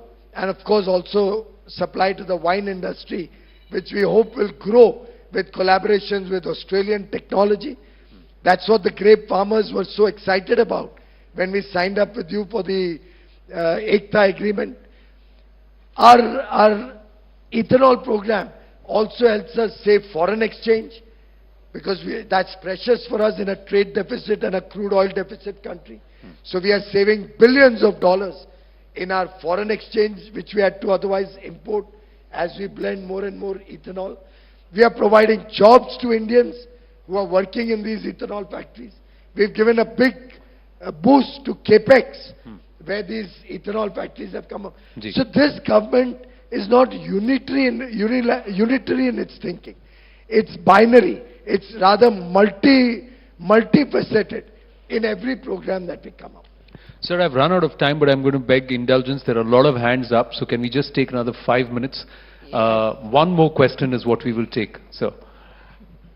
And then there is something next to you, which I'll request your indulgence on. But yes, please. Sir, I'm Yogendra Kapoor, Chartered Accountant by profession and an economist. As you have just said, that the balance of power in terms of growth engine is shifting towards global south, which includes India as well. My question to you is, why then still the international financial institutions are skeptical in funding the projects in down south? And how can India change that perception? I think a lot of the international financial institutions, and for that matter, many organizations around the world, if I may use a term, live with the hesitations of history. They continue to live in the past. They have not yet recognized and realized the fast transforming nature of Indian economy, the people of India, their talent and their abilities. That is why we in the government are now embarking on a massive outreach program, taking missions across the world. We are engaging in attracting people from across the world to come to India. After all, the G20 was held in over 60 locations. Over 100,000 people came to India. We had big businesses and captains of industry from across the world, ministers from across the world, and now the leaders from across the world will come and see the new India. All of these experiences will filter as they go back to their countries to other people. We are in the next few months going to have some of the largest trade shows and expositions. Today, I've asked the services sector to have the world's largest services exhibition and expo in India in the next 6-7 months. We are going to have the world's largest textile show in February next year.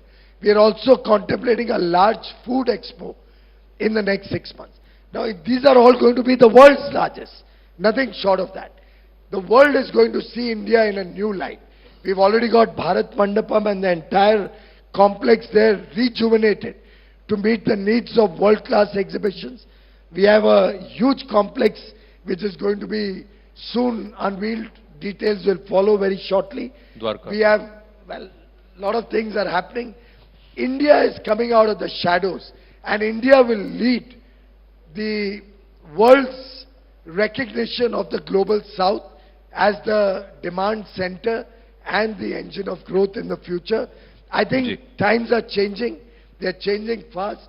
We need to have that self-confidence, and we need to work with the ability and our desire being boundless. We need not let the past hold back our future. Ladies and gentlemen, fantastic answer there. Sir, I've run out of time, but I've got just 6 questions which are going to be very straightforward. Sir, this is yes and no, and I'm going to guess. So all you need to do is yes or no. You don't need to answer anything, and if you don't feel like offering any comment, you can keep it down. Or danda bhi padega baad mein, wo theek hai. Sir, my first question, are we hopeful of focusing on consensus despite conflict at the G20 statement? There is an ACTA with Australia. Are we confident of a free trade agreement with the UK? Is it in the works? Is it going to be announced soon? Yes. Has the FTA with Canada gone into cold storage? We are reviewing the progress on that, and it will take some time before we restart discussions on Canada. Conversations with the EU on ACTA? Fantastic. The progress is unbelievable. In fact, my colleague, Minister Valdis Dombrovskis, was here for the G20 ministerial. And after that, we ran through the entire FTA discussions. And you'll be happy to know that in the history of EU, there has never been any other FTA engagement where they've had as many rounds as they've had with India in 1 year. It's a historical first for the EU. And we are making outstanding progress. Fantastic. Is India now being seen as the problem, as the solution and not the problem at WTO? Not only in WTO, in every multilateral engagement. And right since 2014, Paris, COP21, India led the world initiative. Without India, there would have been no Paris agreement at COP21. Glasgow, the COP at Glasgow COP26, I think it was. It was India's net zero commitment at 2070 that stole the show. It is India's life mission on sustainability, lifestyle for environment, which is today the accepted norm and the future, where sustainability, circularity, reuse, recycle, and sustainable lifestyles. We can't have the West preach about sustainability and continue to have a 14-inch Domino's pizza, half of which goes into the dustbin. We can't have the kind of wasteful consumption that the developed world continues to have, pardon me, High Commissioner, and then preach about sustainability to us. So India is a demander and a leader and the provider of solutions to the world. So my next question is on another role which we have not focused on today. Is there a surprise between the 18th and the 22nd in Parliament? You can say yes or no. Surprises are meant to be surprises. So you can say yes or no. Surprises are meant to be surprises. So do you know what the surprise is? You can say yes or no. No, but if I tell you, then where would be no, the... so you I can think your wife has never kept a surprise birthday party for you. So I'm just asking you if you know or if you don't know. Has your wife ever kept a surprise birthday party for you? Yes, yes. I had kept one for my wife also, though I got big bats. She said, never ever surprise me again. Are you going to tell us what the surprise is? Did you tell your wife the surprise? Ladies and gentlemen, Shri Piyush Goyal.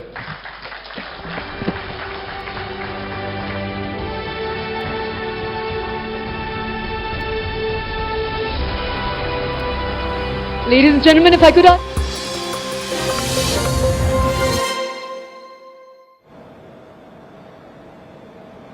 Hello and welcome to Brass Tacks, a special live edition coming to you from the CNN-News18 G20 Town Hall. The big story, just 3 to 4 days before the big summit that India will be hosting the 20 most powerful economies, 20 most powerful heads of state and government here in the national capital. A big controversy around the possible renaming of the country from India to Bharat. Never mind that Article 1(1) of the Constitution of India says, India, that is Bharat.